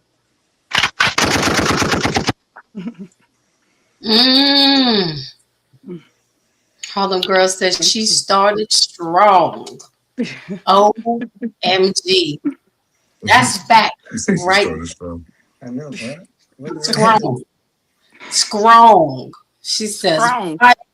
Strong. SKRONG. He wouldn't even. Theo said, girl. The Nitra poem is AKA I am the table. She said, you with your breadcrumbs. Come on. Homegirl said, yeah, bad mama jamma. Named it Meatloaf. Look, I will never look at Meatloaf with breadcrumbs the same. Never again. Say what? And like Denitra said, I can sit at my own table, make my own full course meal. Negro. Yep. There. No more. Say what? We have a steak now, and you're not invited. Well, all right. Walk in the house like, babe, what you made for dinner? Meatloaf. I'm gone. I actually love meatloaf. Not I would. You definitely destroyed it for me. No, I'm joking. I don't know if I want it anymore. You know, made me think about the bread. I was like, yeah, no, we you know, y'all can have that. Moose, you got another one before me and Justin set the night on fire? Harlem Girl said, when I'm upset at a man, I make it. I don't know what it meant, but pineapple. Oh goodness. You know what? You actually used it correctly. Yeah. I read this one before. I think it got Harlem Girl before too, so I'm gonna read it again. It's titled, Love Me Beyond My Use. To the toxic and healed woman. As a man, you don't really want to know me or my story. You just want to know what I can do for you and your offspring. You don't want to see me, my joy, my pain, me. You want what I can give you, as long as it's acceptable to you, comparable to what the white man gives you. A tool just to be used to help you be what your mind tells you you are. The delusion. I mean, the optical illusion, I'm sorry. Because the new you is riddled with confusion. Our seed born of you, breastfed confusion. Illogical thinking covered in love. I mean, emotional abuse. Doesn't your approach to me seem familiar to you? It's what the colonizer did and still does to you, to me. That's why I can see everything he's done for you was one hand helping, not forgetting we were her property, and the other hand destroying. The miseducation of the Negro, our separation, our division that breeds more of the herd, our seed that the system needs in order for them to feed. You see, we all in this thing called life, and yet all you see of me is what I'm not. And if that's the only side of the story, and it's not, you minimize the building blocks that we got. We are fathers, mentors, teachers, providers. We are fixers, lovers, and fighters. We are protectors, healers, but we are also hurt and in pain. Slavery by another name. That's why I know you can't see us. We in this monopoly like you, and believe it, those blocks are still hard to even hold on to. These blocks, and I ain't. You minimize the building blocks, that which is needed for a strong foundation, that which we are not. And if continue to be seen this way, we'll never break the lock. The cycle has to stop. I don't want to believe what I see is you, but I definitely want to be honest to be seen by you. Whether you know it or not, I'm similar, but not like you. I'll never subscribe to the lie given to us to divide. And I'll say with no shame and pride that I need you. Poem.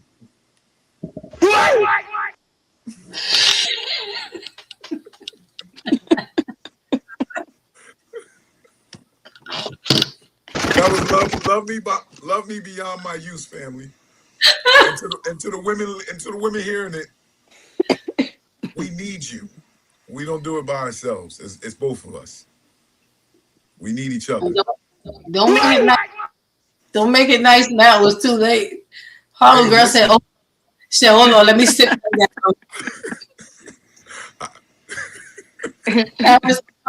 Don't go make no meatloaf. Harlem girl said, wait a damn minute. Who are you talking to, Moose? He said, Denise.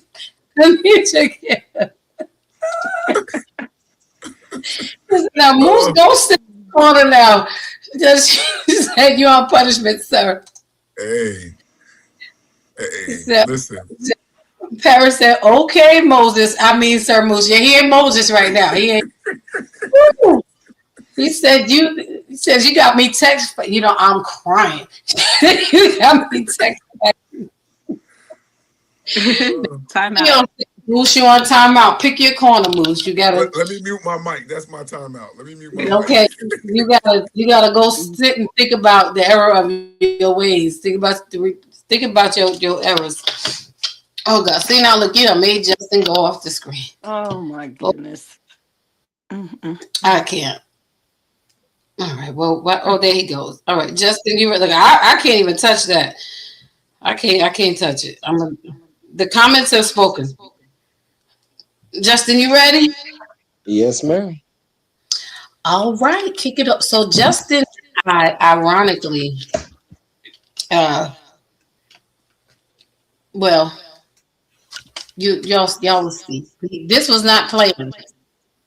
This just. That's the part that I wanted to express to everybody how this. You got it. Take it away. Not planned.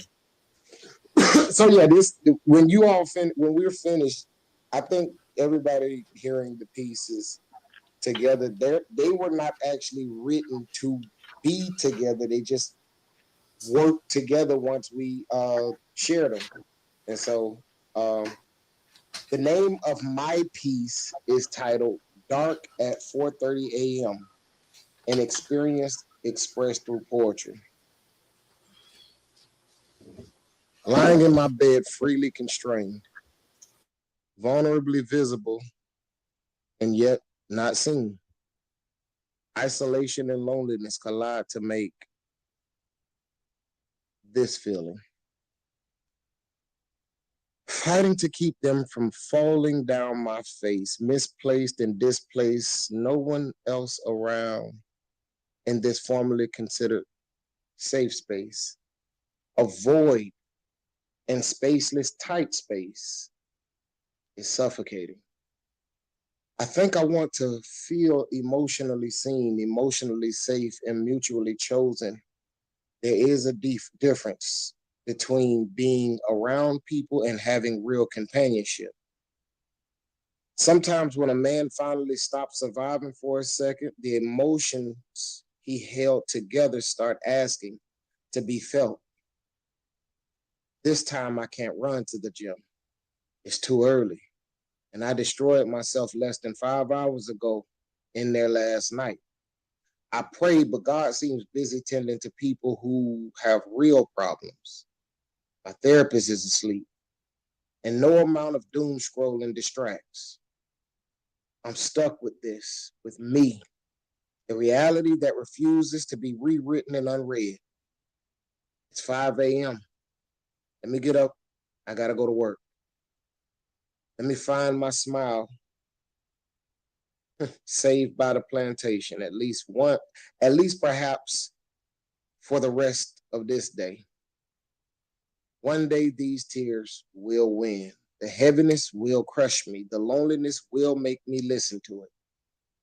This quiet will be loud enough for me to have to hear it.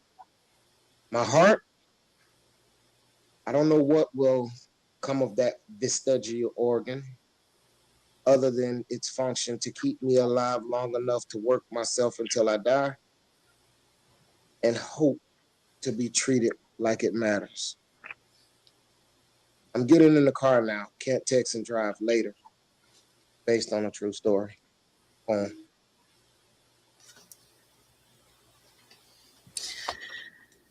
Hmm. I wonder how many distractions he has to create each day to push the thoughts, the stress, and the worry away. I wonder how his shoulders feel bearing the weight, carrying everyone, managing everyone, sorting and solving for everyone. His shoulders got to be the heaviest thing on him. He probably hates them sometimes, but it's crazy because his shoulders are one thing that attracts me the most, one of the sexiest things about him. Mm, mm. How they push his pecs out as he stands sure, walks tall, always perfectly squared, displaying ease, strength. They never move. He keeps them high and they guide his slow stroll, confident swag, causing the rest of his body to fall in sync with his motion. Mm, yeah, them shoulders. Yet, how much does it take from him to keep stretching, strengthening, and building those muscles, meaning his heart, mind, and spirit, not physically, but those muscles that hold the weight of the world, our world. He's so strong in my eyes and yet perfectly gentle with me, like a bear caring for a butterfly. He's amazed at my beautiful colors, yet I'm totally in awe of his totality. I wonder if he knows. I wonder how many distractions he has to create each day to push through the thoughts and push the stress away. Poem.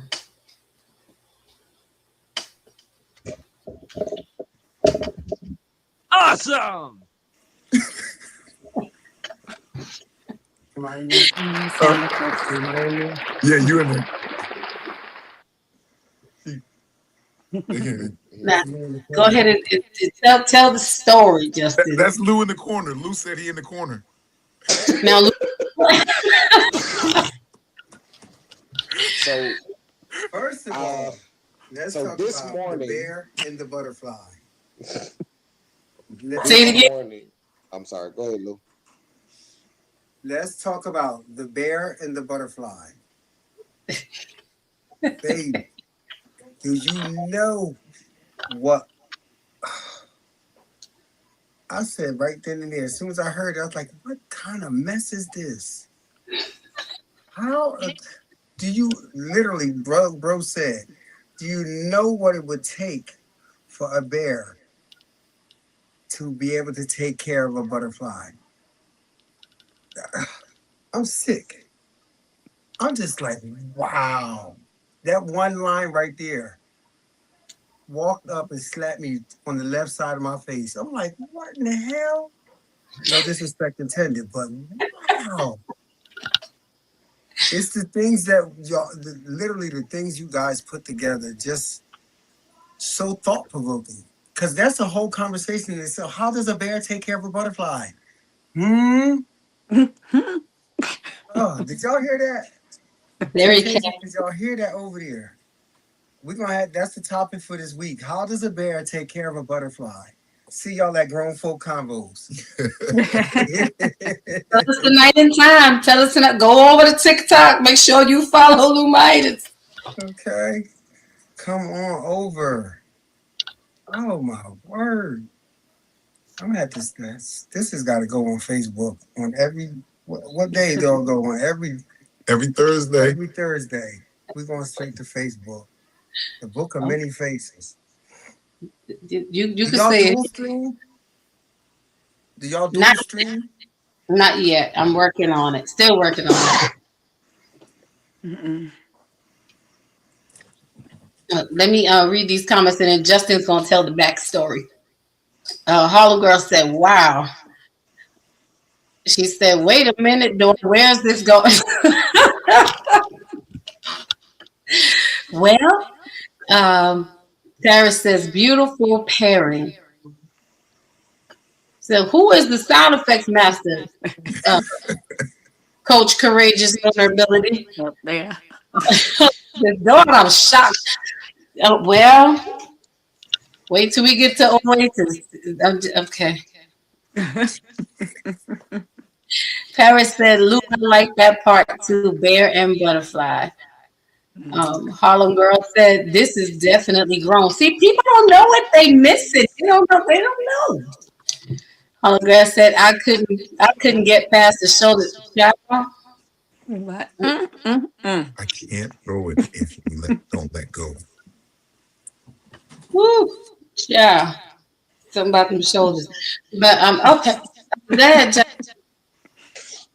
So I don't know what was going on this morning, but at 4:30 Did this you hear morning, Justin I call? woke up with that.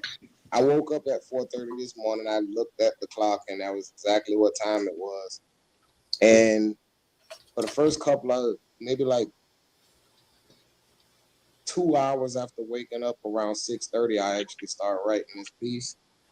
But I don't know if it was anxiety. I don't know what it was, but what I read was a poetic expression of what I was feeling at that time. And writing it out gave me reprieve. And then I read it and I was like, oh, okay, I think this might be something worth sharing. Because one of the things that I try to do when I'm writing is write to give words to those who don't have them. And I know I'm not the only man that feels this way, or only person that feels this way. And so I wrote it out. I sent it to Lady Dawn. Lady Dawn and Coach Theo usually are one of the first people. I got about 3 or 4 people that get first reads. And I sent it to Lady Dawn, and she was like, I wrote this morning. And I read it and I was like, wait, how's this? Because I didn't know she wrote anything. She didn't know I wrote anything.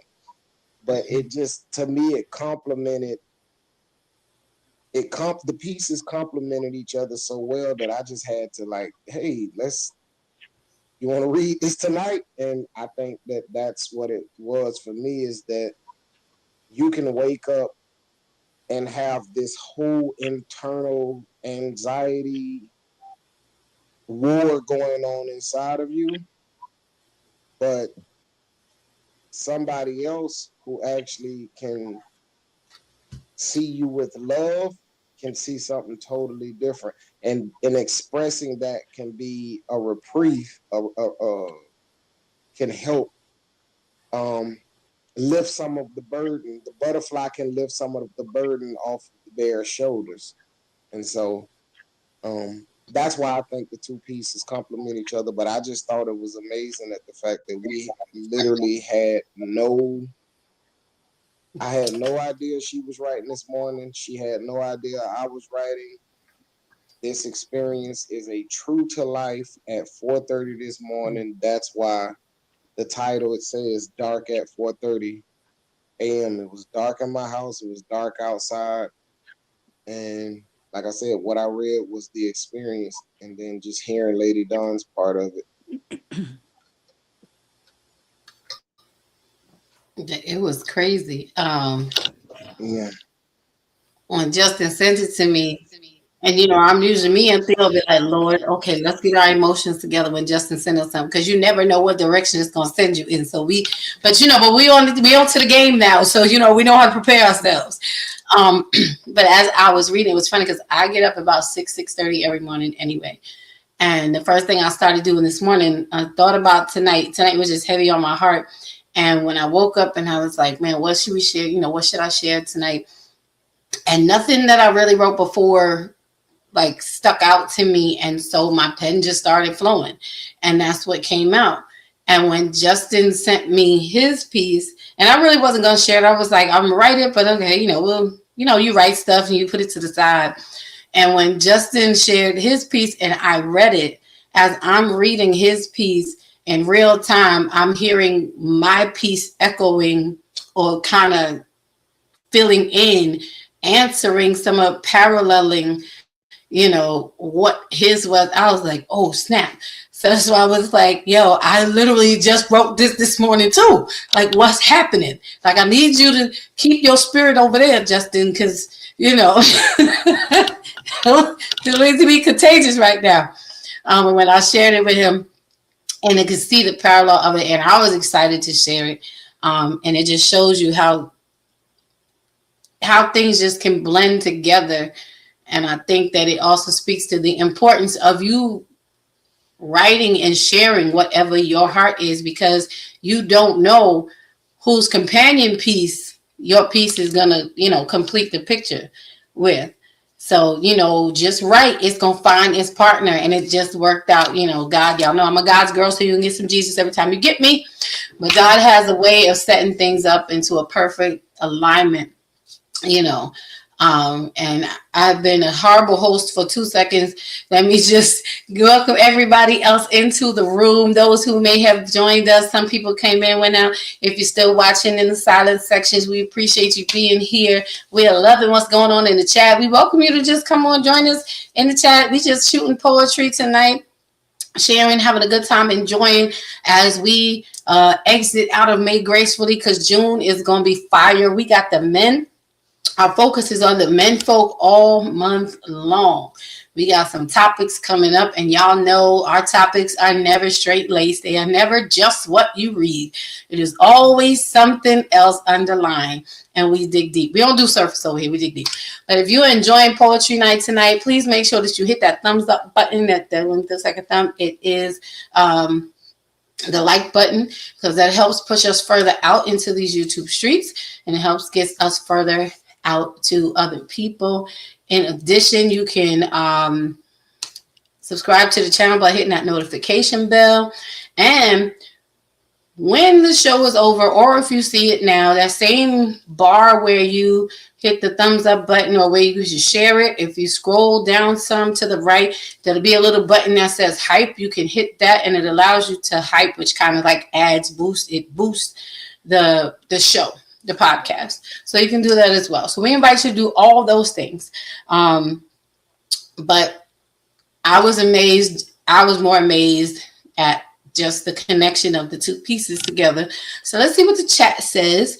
And then if anybody has anything else they want to share as we wrap up the night, because, I could stay here all night, but I don't want to hold y'all hostage. Harlem Girl says, courageous vulnerability. Yes, he did. It's going to be, he's going to have to do part 2 called Courageous Audacity, because he ain't even vulnerable anymore. It's the audacity now. Never mind vulnerability. I see Paris said, a Harlem Girl, I was a little nervous with the shoulder description. Listen, child, don't make me go back on there. I was nervous myself with the shoulder description. I ain't gonna lie. Said almost turned the heat down. Surprised Justin didn't add some Nelly sound effects. Well, give Justin time. Give him some time. He's gonna get there. Paris said, you need a loving hug, Justin. They gonna give you loving hugs. Paris said, sounds like the butterfly allows the bear to be lighter and makes his heart flutter. Oh, well, hey, that could be. That could be. And that is how it should be. When we think of the balance in relationships, we should make their hearts lighter and flutter. I'm just saying. Harlem Girl said, beautiful connection. I thought so too. I just love when the thing comes together. So this has been amazing as always, and we're gonna do this even more over the summer. July, I'm thinking we should just do a whole poetry marathon, or August. Just let it be hot all month long. I'm down to do it. Or at least every show we do end it with some poetry. Maybe the last 30 minutes, everybody get in here with a piece. Harlem Girl says alignment. That's it. Big Clay says, I'm the bear. Yes, he is. You are the bear. He is the bear and the shoulders. But I ain't going to tell my business. But yes, I is. You are definitely the bear, babe. I be the butterfly. So, My cheeks are starting to get red again. I'm pretty sure.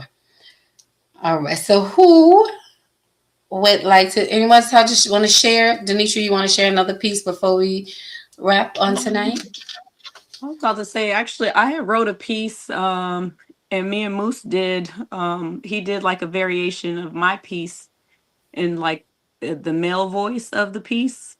Um, so that was pretty cool. I actually recorded it, but I have Moose's voice on his. Do you have your part to it, Moose? Do you want to say it, or do you want to read it, or do you want to play it? Oh, it's whatever. You want me to go first or you to go first? Um, you can go first, and then I can read my version. All Or right. maybe it makes sense for me to go first. Yeah, that part. Here go Lou. Yeah, that part. Well, just how the poem is, because he's really kind of repeating what I'm saying already, but just in the male voice. Go for it. Okay. Oh man, yeah, that's This sad. one, let me pull it up here. You doing yours first, right? Yes. Okay. So this is called A King with No Kingdom. Yo, hold it up, hold it. Hey, I'm taking a deep breath on that or what? Okay. He moved like a king with no kingdom, spoke in riddles, cheap confidence wrapped in borrowed swag, trying to sell me dreams with empty pockets and tired lines. You can tell when a man studies games because he forgets to study healing, still bleeding on women and calling it dating. He ghosted like a coward, vanished in silence because honesty requires a spine. Then he circled back, so delusional, thinking absence was attractive, thinking disappearing was a strategy, thinking he could return and still deserve pieces of me. Sir, I am not your woman, never was, never will be. You do not disappear on me and come back expecting intimacy from a woman you never truly seen, never protected, never claimed, never cherished, never chose with good intention.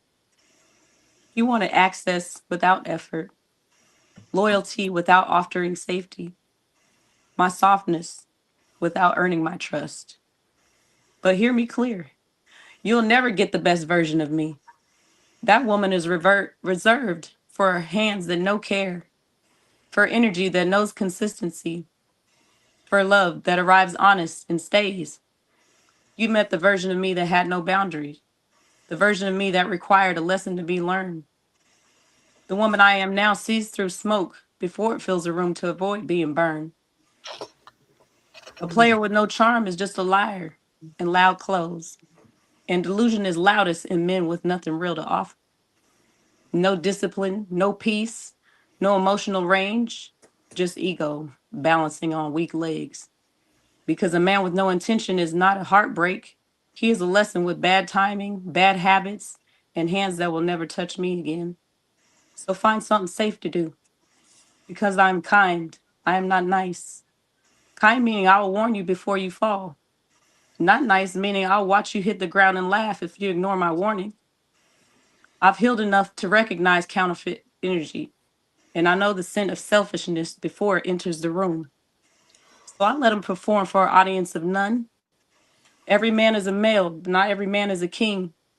And some wear crowns made of ego, sit on thrones of excuses, and expect royal treatment with peasant behavior. A title is not earned by anatomy. Respect is not owed by gender.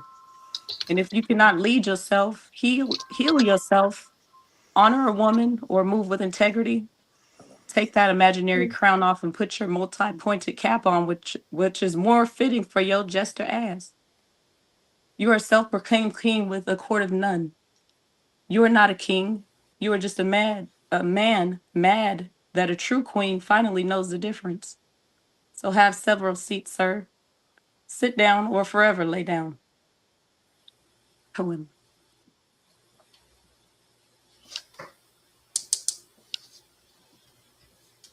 Oh, I'll let the blues go whenever you're ready.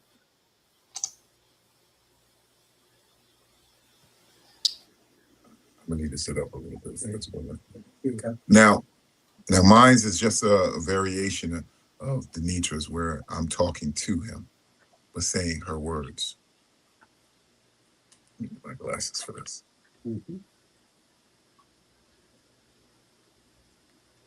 A king with no kingdom. He moved like a king with no kingdom, she said. He spoke in riddles with cheap confidence, wrapped in borrowed swag, trying to sell dreams with empty pockets and tight lines. She told me that you can tell when a man studies games because he forgets to study healing, still bleeding on women and calling it dating. He ghosted her like a coward, vanished in silence when she needed honesty and required a spine. Then he had the nerve to circle back. How delusional was that? Thinking absence was attractive, thinking disappearing was strategy, thinking he could return and still could deserve pieces of her. Dear sir, let me tell you, let me be the first to tell you, she's not your woman. Never was, never will be. You don't get to disappear on her and come back expecting intimacy from a woman you never truly seen, never really protected, never claimed, never cherished, never chose with good intention.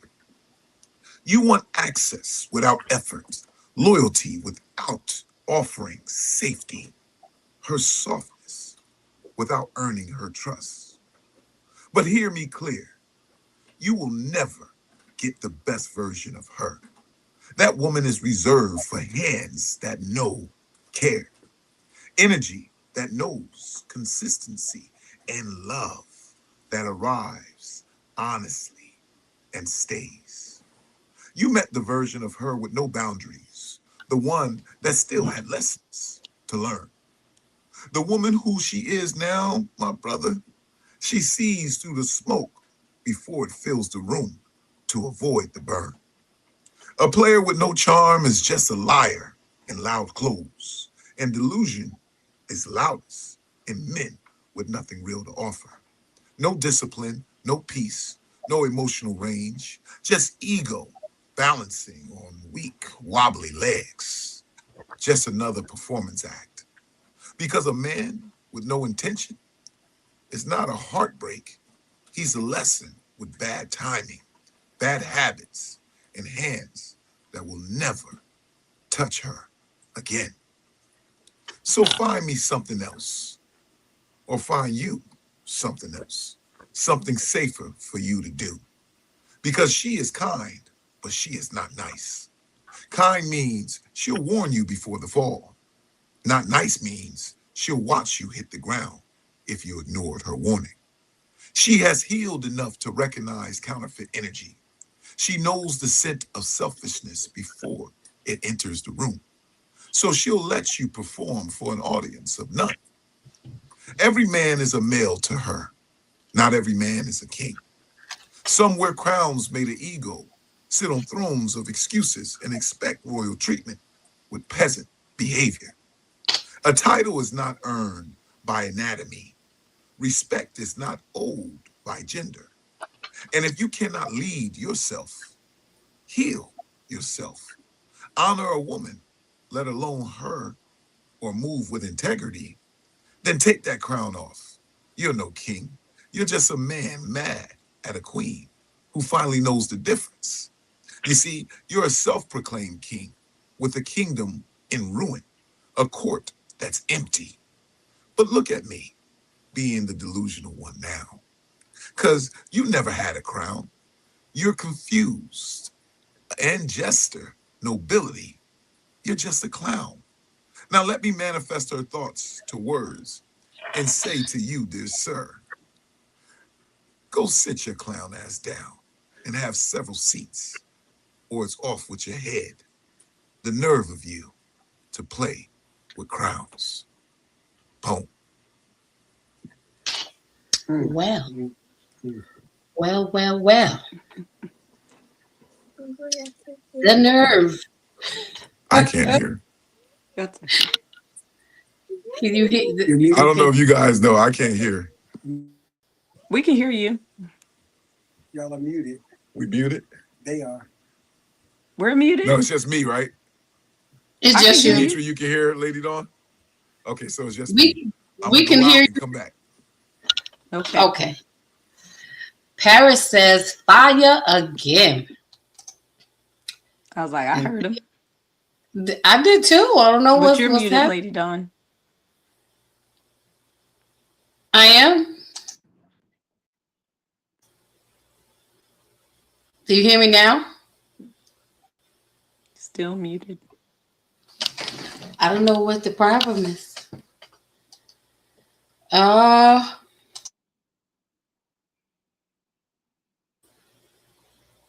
can't hear can you hear you. me now? You can hear me? No? I still can't hear nothing. Oh, Denitra can't hear nothing now. Theo I can hear you me. now. I I can can't hear. hear Lady Dawn. Can you hear me, Denitra? Yeah. All right, but I can hear Lady Dawn, so. Not now. But you can't hear me? I can hear you. Moose. I hear Yep, and I Denitra. Why are you looking up? Paris says she can hear all of us. Theo said she can hear us. Oh, snap. We can't hear Lady Dawn, though. No, they can hear me. The chat says they can hear me. Welcome in, Len Price. Good to see you. Thank you for joining. Justin says, so they chose violence. Theo says she can hear. Paris says she can hear. Theo said, I can hear all of you. But I'm going to purposely mute myself for a second. I'll be back, you guys. Okay. I don't know what's going on. I guess we listen. Maybe we done blew up poetry night. You know, we done pushed it to its maximum. I don't know. But okay, as long as we can hear. So this has been another amazing poetry night. Thank you. Oh my God. Justin. Thank you, Denitra. Thank you, Moose. Thank you, Lou Midas. I love you, sis. Never do it. I love you too. I appreciate you. We got to have you on when we do this again. You come share, just give commentary. I will. Whatever you want to do, you can do it. You just be on this side of the platform. That's all you do. She was pregnant with 8 babies. Sorry. Let me see. And Paris says, well, night all. Have a great evening. Enjoy the rest of your week. Thank you for tuning in, sis. We getting ready to wrap it up on our end as well. But as promised, before we end the show, I am going to share the last poem of the night at the request of Moose and a few just being their favorite. This is also in the book called Soul Poetry Matters of the Heart. It is a poetic project that me and my fellow sister author, Antoinette Saunders, did about 3 years ago. It is self-published, independent published. So she does short stories in the same manner like Moose's style, and I do spoken word and poetry pieces. But this piece, as we wrap up the night, I want to make sure, Moose, you ready? You can hear? I'm gonna do your. Okay. I can hear. So Harlem girl, you were surprised before. I hope this don't knock you out your seat. You might send me to the corner. I don't know. So this is called Oasis.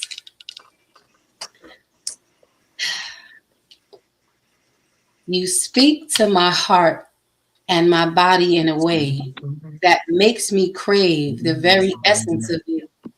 Yet my mind plays mediator between what I feel and what I know. Everything you do just feels oh so right. And every word you speak starts to ignite. Every word you speak starts the sparks and I ignite, and my blood starts to flow sweetly through my. Hold on, y'all. There's a few things going on. Let me see if we can get Denitra back. I apologize. Okay. Can you hear us now, Denitra? Okay. I guess it's not working for. All right. So we're just going to start over and then we're going to wrap it up and call it a night. But please hit that thumbs up button if you can. You speak to my heart and my body in a way that makes me crave the very essence of you.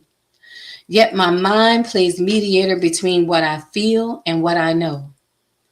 Everything you do just feels oh so right. Every word that you speak starts to sparks and I ignite and my blood starts to flow sweetly through my veins.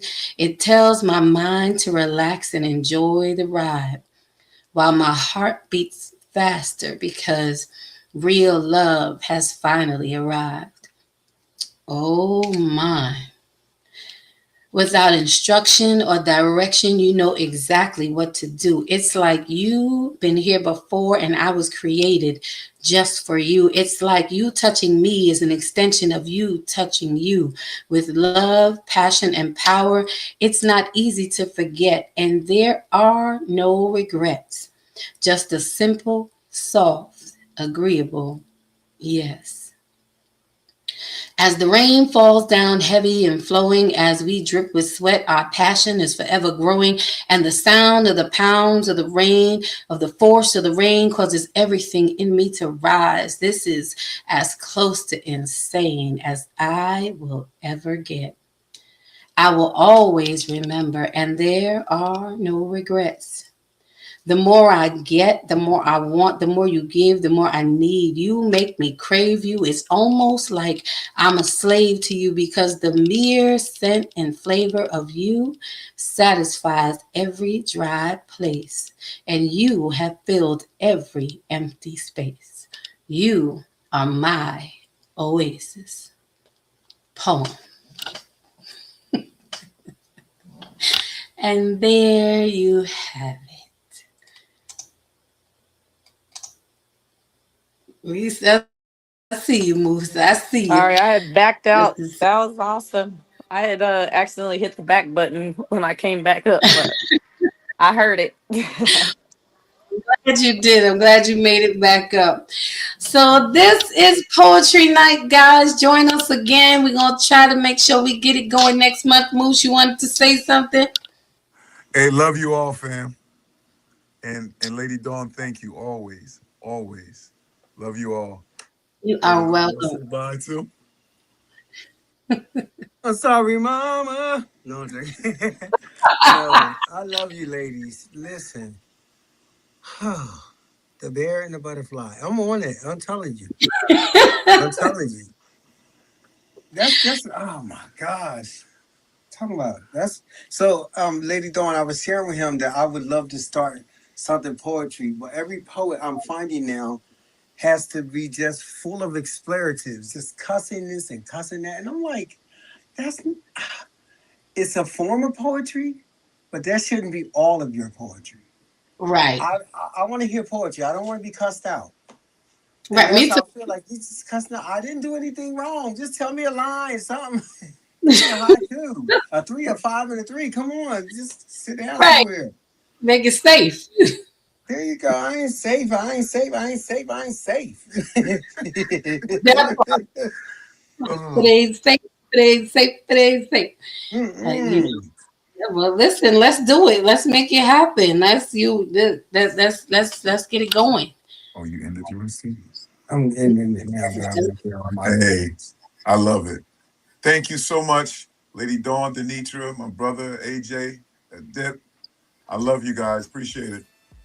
Yes, we love you all here at the Bravo with Sheila Network. We appreciate you and thank you for joining. I always love when my family, the Healing Squad, comes on and we do what we do poetry, spoken word, and all of the things. So thank you everyone for joining us on tonight. Make sure you lock in with us for June because it's going to be crazy. First up, our topic is what a man. What a man. We about to find out. So you guys have a great night. See you next week. And if you're not busy tomorrow night, you can join us over across the street on the Sheila Ingram Ministries Network I'll be on there at 7:30, sharing words of encouragement through word, worship, prayer, and inspiration. Sometimes a song may come out, but we hope to see you then. If not, see you next week. Bye, y'all.